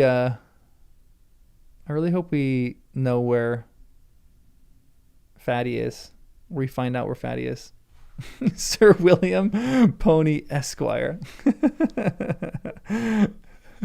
Oh, I love that Bill is back. That really makes me happy. I love that you guys have been waiting for me to find Bill. That was one of my favorite essays that I've ever written. My essay about Bill. Man, Bill the Pony and the goodbye that they had. One of the saddest moments. The travelers stayed in Bree all the next day, and Mr. Butterbur could not complain of his business next evening at any rate. Curiosity overcame all fears, and his house was crowded. For a while, out of politeness, the hobbits visited the common room in the evening and gave a good many questions. Bree memories being retentive, Frodo was asked many times if he had written his book. Huh. That's really cute. Did he tell the Bree folk early on that he was writing a book? Or do they think that he's Bilbo?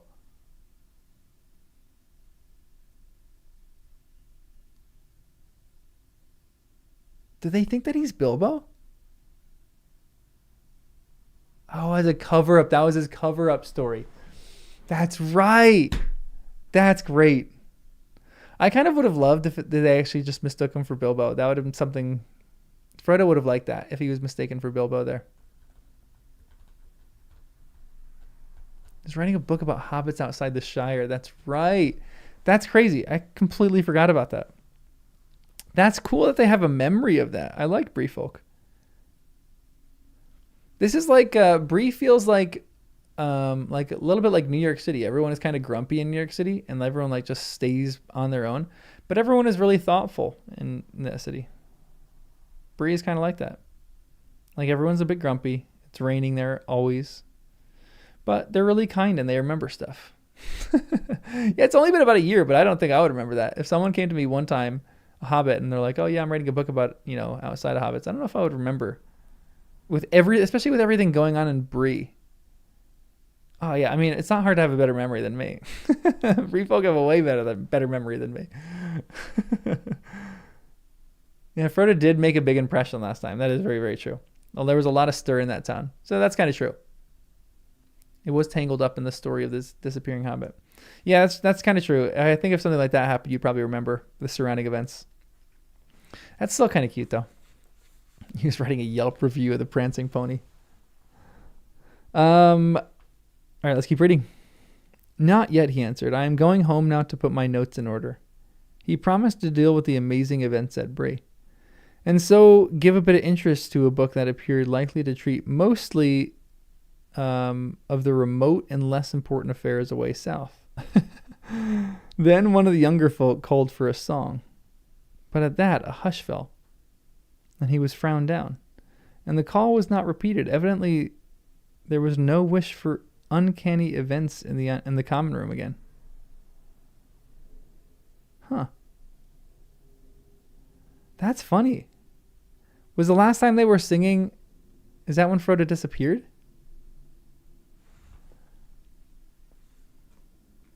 And so there's a young hobbit, or there's a young person they're like, everyone, let's sing, because he totally forgets it. Everyone's like, shut up, no, don't sing. We don't want Frodo to disappear again. That's actually hilarious. That's really funny. The song about the man in the moon, totally forgot about that. I need to revisit that chapter. I like this. This is such nice closure.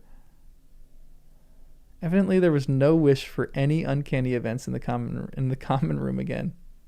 So this is the reason why no one sings in the Prancing Pony anymore. That's like an essay right there. The real reason no one sings in the Prancing Pony.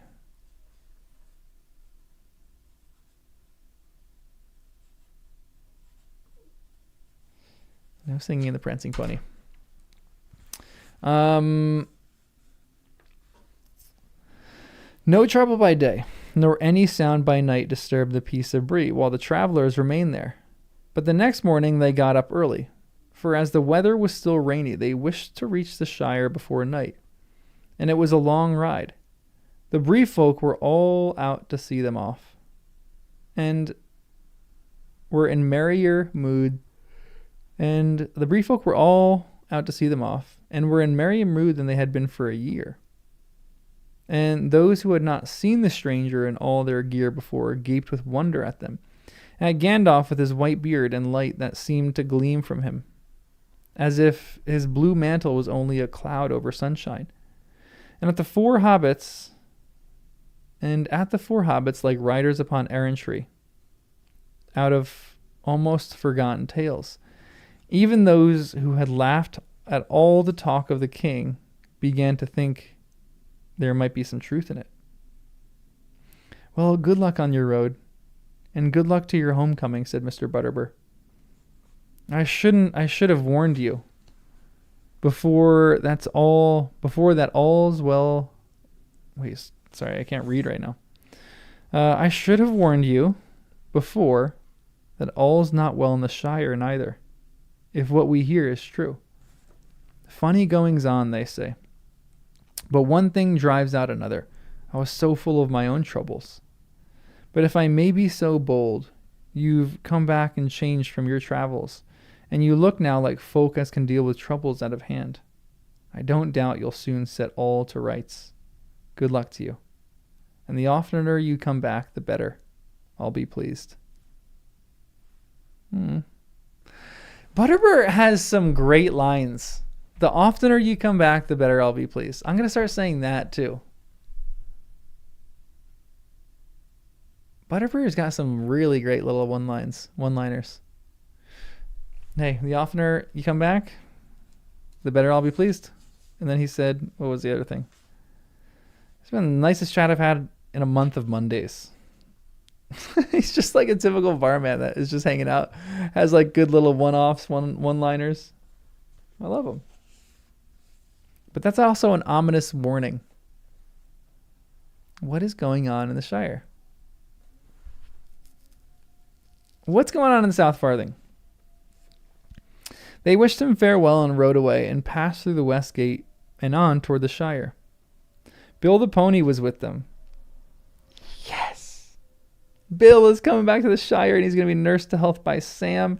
And Sam's going to keep Bill around for years. That pony is going to be the longest living pony ever because Sam is taking care of him. Oh, yes. Because they're going to grow carrots. They're going to grow carrots in the dirt that Galadriel gives Sam. And that pony is going to turn into a horse. That pony is going to turn into Shadowfax.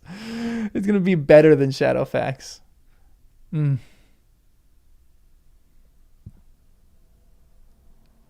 Build the pony was with them. And as before, he had a good deal of baggage, but he trotted alongside Sam and seemed well content. Just a beautiful little reunion. He's just happy to have his person.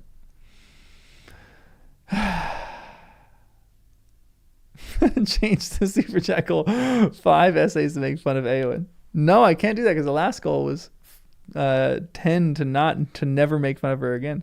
I can't recant that. I wonder what old Barlaman was hinting at, said Frodo. I can guess some of it, said Sam gloomily. What I saw in the mirror, trees cut down and all, and my old gaffer turned out of the row. I had to have hurried back quicker.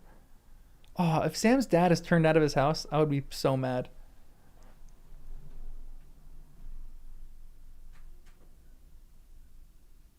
And something's wrong with the South Farthing, evidently, said Mary.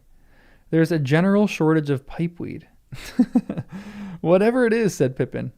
Lotho will be at the bottom of it. You can be sure of that. Deep in, but not at the bottom, said Gandalf.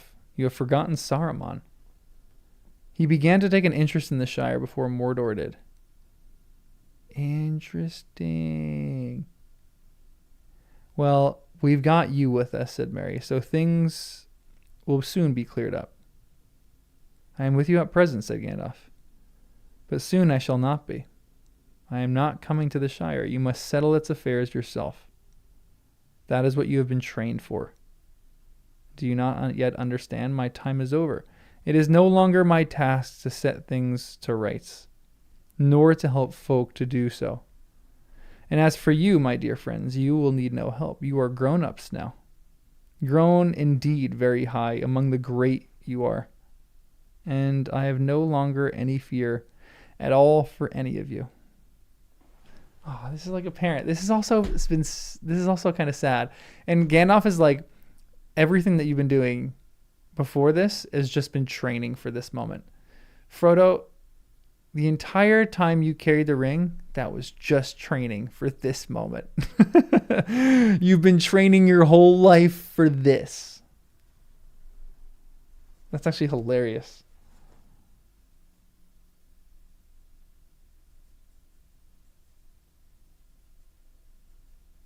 I'm really curious what this is going to be. I think it's economic ruin. I think Saruman is essentially casting this nation down in economic ruin. Casting the Shire down in an economic crisis. But if you would know, I am turning aside soon. I am going to have a long talk with Bombadil. Interesting. Such a talk as I have not had in all my time. He is a moss gatherer, and I have been a stone doomed to rolling. But my rolling days are ended, and now we shall have much to say to one another.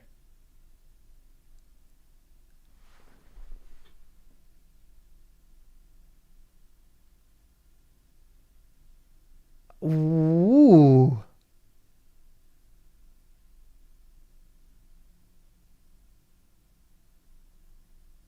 Yeah, Gandalf's like entering into retirement and he's like, I have so much stone.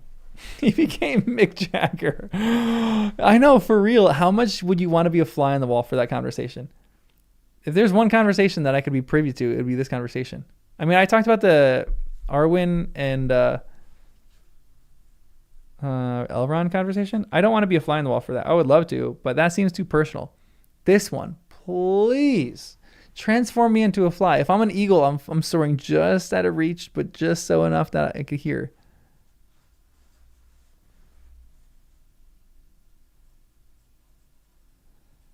I'm just going to title this one The Conversation. This is like the most important conversation that happens in Middle-earth. I'd be so curious to see what happens here. Yeah, if I was paying attention to the Arwen Elrond conversation, I'd be found out because I'd be hiding behind a rock and just weeping. I'd be like, oh. John, get out from behind the rock. In a little while they came to the point on the east road where they had taken leave of Bombadil. And they hoped and half expected to see him standing there to greet him as they went by. But there was no sign of him. Sing! Frodo, sing Tom Bombadil, Tom Bombadillo. And then he'll come bounding toward them. Please. Why don't they do that? Did they forget? Is song no longer in their being? There was a gray mist on the Barrow Downs southward and a deep veil over the old forest far away.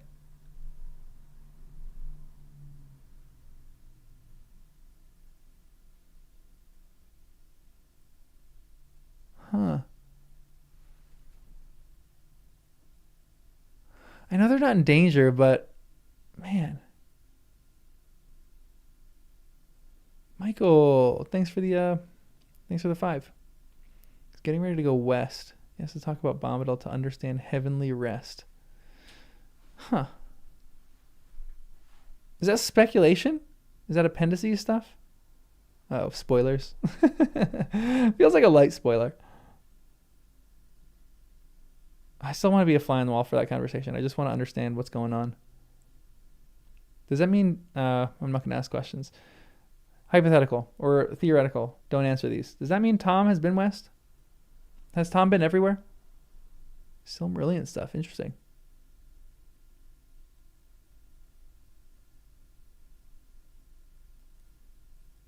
Blatant, unrepentant spoilers. Well, let's finish this chapter. Man. They halted and Frodo looked south wistfully.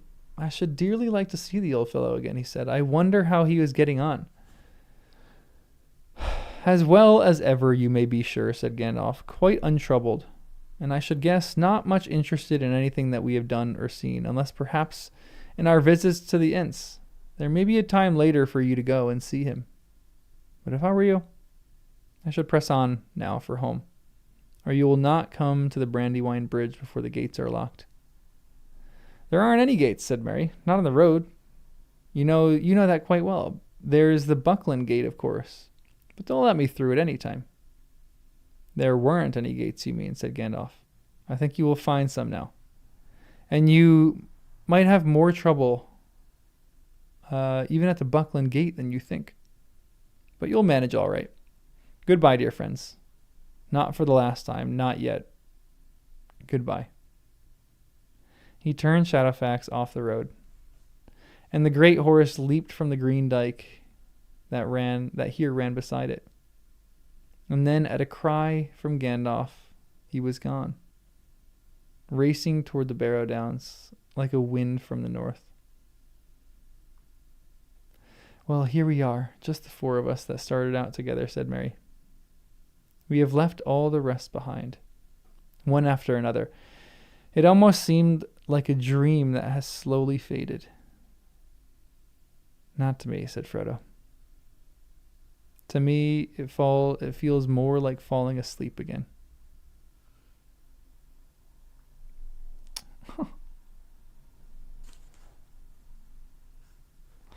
Man.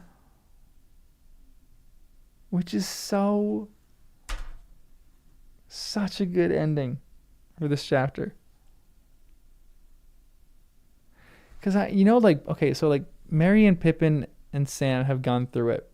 But Frodo has gone through it to a different degree than them. And so, for Merry and Pippin, I think particularly, they had dangers. They were scared. They had terrible things that happened to them.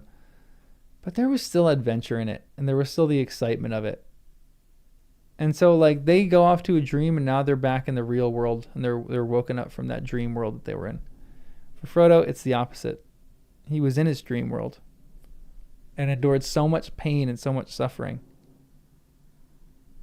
that it was like he was jolted awake from that, and now he's entering his rest again.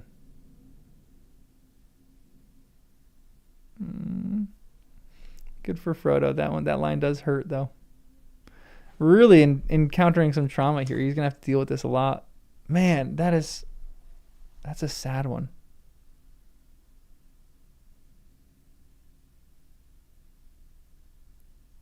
Yeah, this is the hero's journey, the burden that he's been placed with. What a good way to end that chapter. The Scouring of the Shire next. Yeah, honestly, I should write an essay on the perfection of this perfect last paragraph.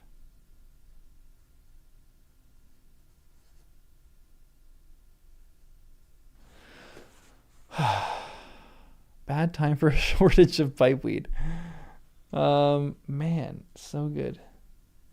Scouring of the Shire is gonna be next week.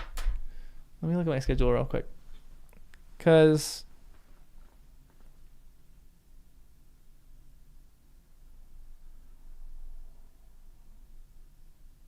hold on, I gotta figure this out. Yeah, next Sunday I'll read The Scouring of the Shire, but then I'm gonna be gone the following Sunday. So the last live read will be February 1st. We're gonna have to wait a week between a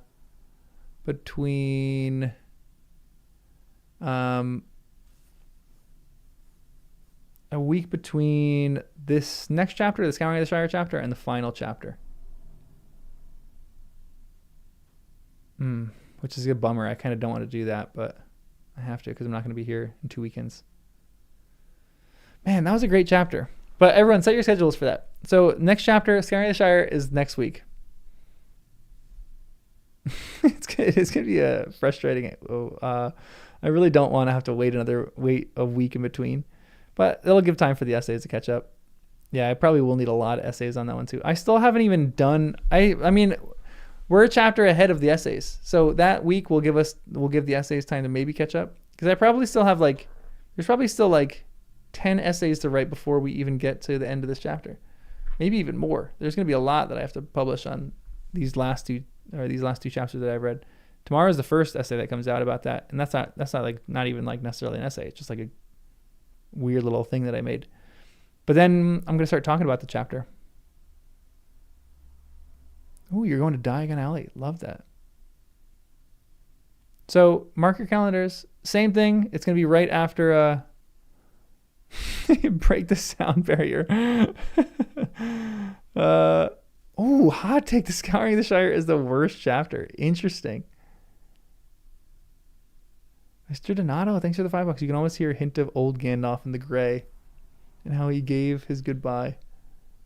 Yeah, honestly, that's a great point. I'm curious to see how I talk about, or how I look at the writing of that when I finish the last two chapters. If it's going to kind of transition to how it was back in the beginning.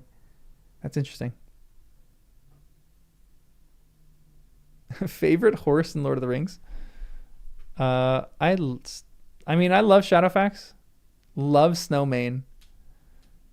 I really love, I always forget Aragorn's horse's name. But I just love that little reunion that they had. I think Bill is just my favorite pony. Bill is probably my favorite animal in the whole thing.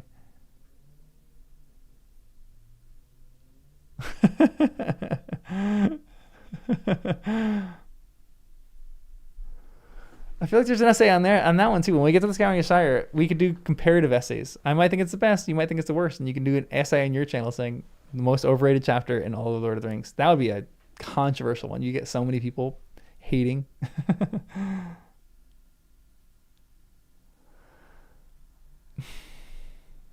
Well, so that's actually an interesting take. What do I feel about Gandalf saying that the point of the whole quest was to make the hobbits grow? Well, does he really say that word for word? Michael, thanks for that. Other than the next $5 too, toward the Butterbur essays. I appreciate it. I'm just gonna only write Butterbur essays this whole week. We're gonna have 5 of them. Honestly, I probably have 3 of them already. Kind of funny. He says.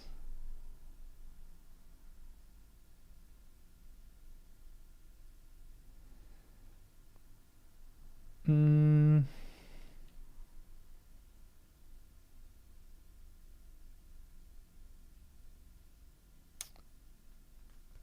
feel like he doesn't say that word for word. So I would say like he's not necessarily more Butterbur essays. Oh no! Thanks for the extra $5. Michael really wants these Butterbur essays. People keep saying that the Scouring the Shire is one of the most important. Michael. All right. One more, and you're gonna get all 5 Butterbur essays. This is hilarious to me. Honestly, it would be a great essay if you talked about how much you hated the Scouring the Shire chapter. What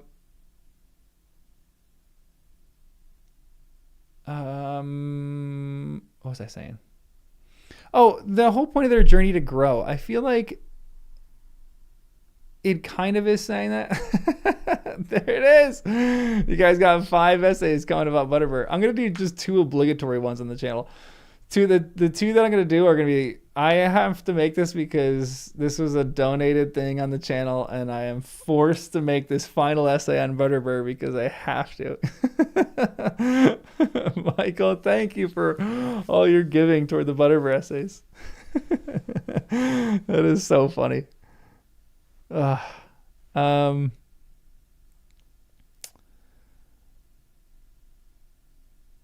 Scouring is so important. Interesting. So we'll have a lot of time to talk about that. We'll save like a long, because that's going to be a long read too, and then we'll just save a lot of time to talk about that after. I'm excited to chat about that one. But I think, so I think that Gandalf isn't necessarily saying the whole thing was to make them grow. I don't think that's necessarily the case for anything like that. Maybe he'll say that later on.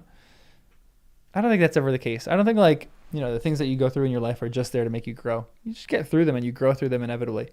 You don't have an option. You either grow or you get bitter and worse.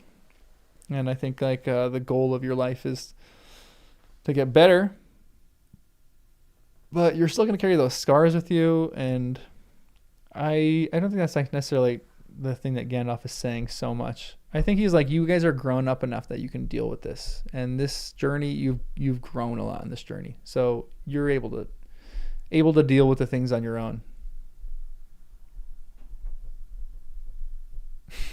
Pippin dies in the Scouring of the Shire. If Pippin dies in the Scouring of the Shire chapter, guys, and you guys led me astray saying that he was going to die in a different chapter, I'm going to riot. No, I can't read the next chapter tonight. I don't have time. But I might, something I'm going to do. Oh, here, I'll do this. If any of you guys want, no one leave yet. Everyone has to stay. Everyone stay. Stay. Stay. Sorry, I shouldn't talk to you guys like that. Don't leave yet. No. I have something really important to tell you. It's not really that important. I just want to talk to you.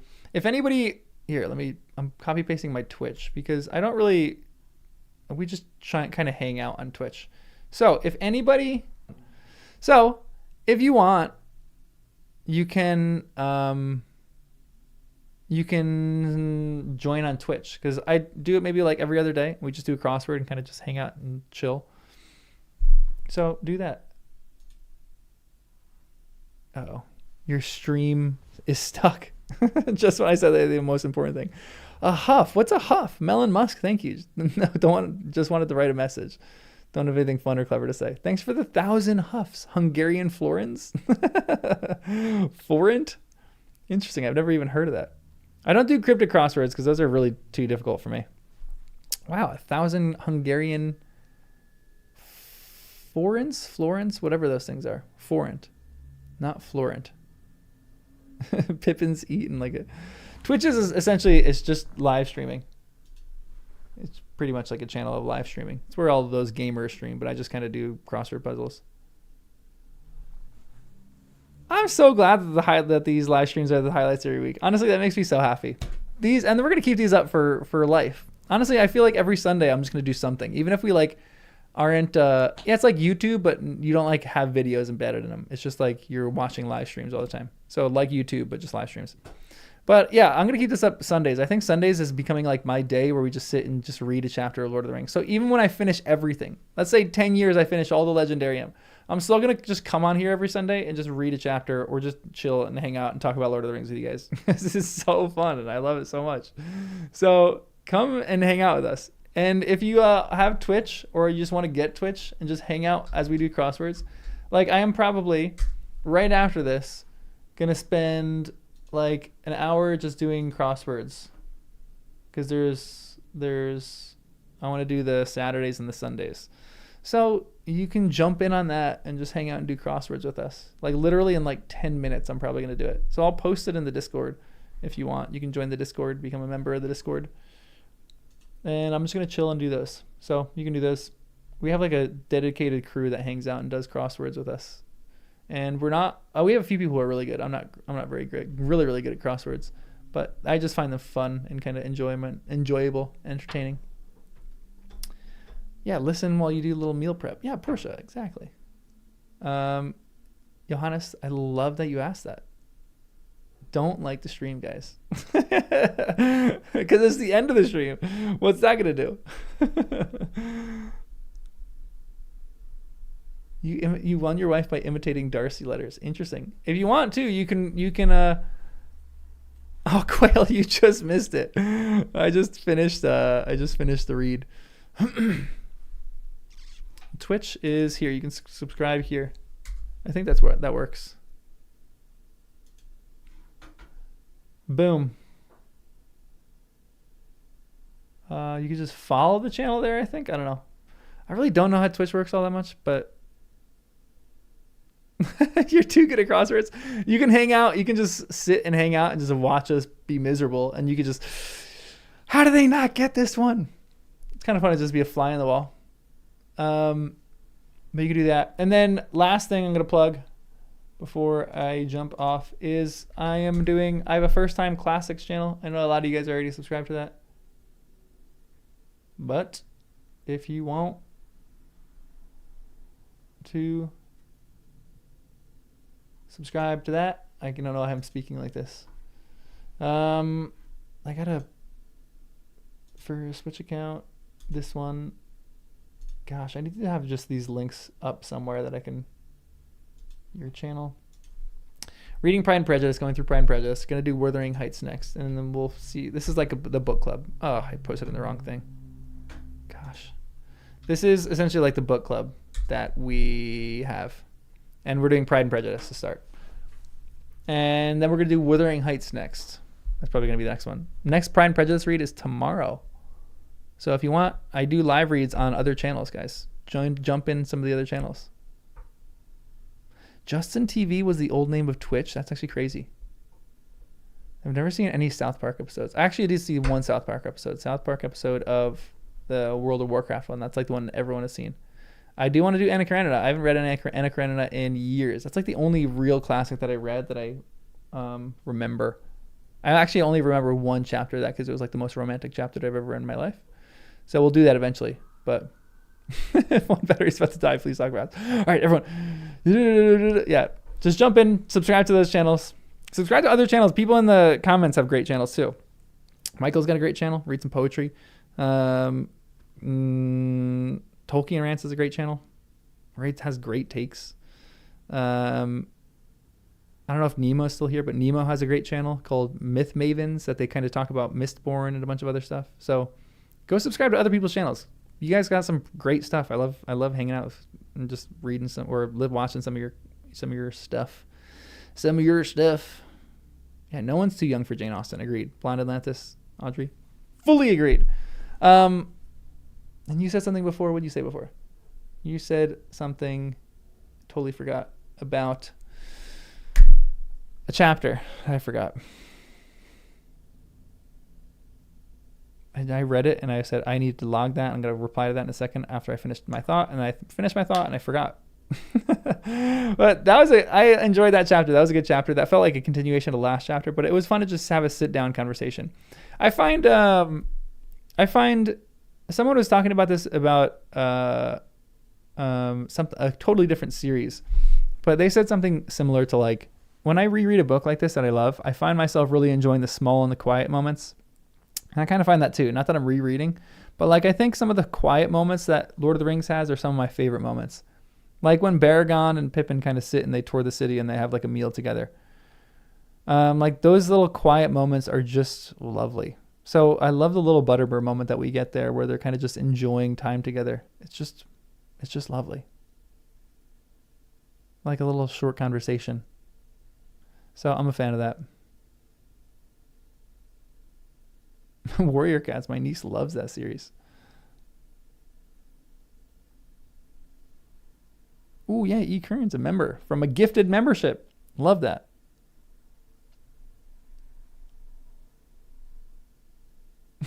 Well, this is the end, guys. Said a voice from the live streams. And there was John, pale and worn, and yet himself again. And in their eyes, in his eyes, there was peace now. Honestly, that's the opposite. I feel like in my eyes, there's not going to be peace after I finish this. I feel like I'm going to be so torn, and you're going to see some of my tears. I don't want to finish this. This is like so sad. But it's so lovely. It's just fun to have been introduced to this as an adult when I can just kind of read it and enjoy reading this with you guys.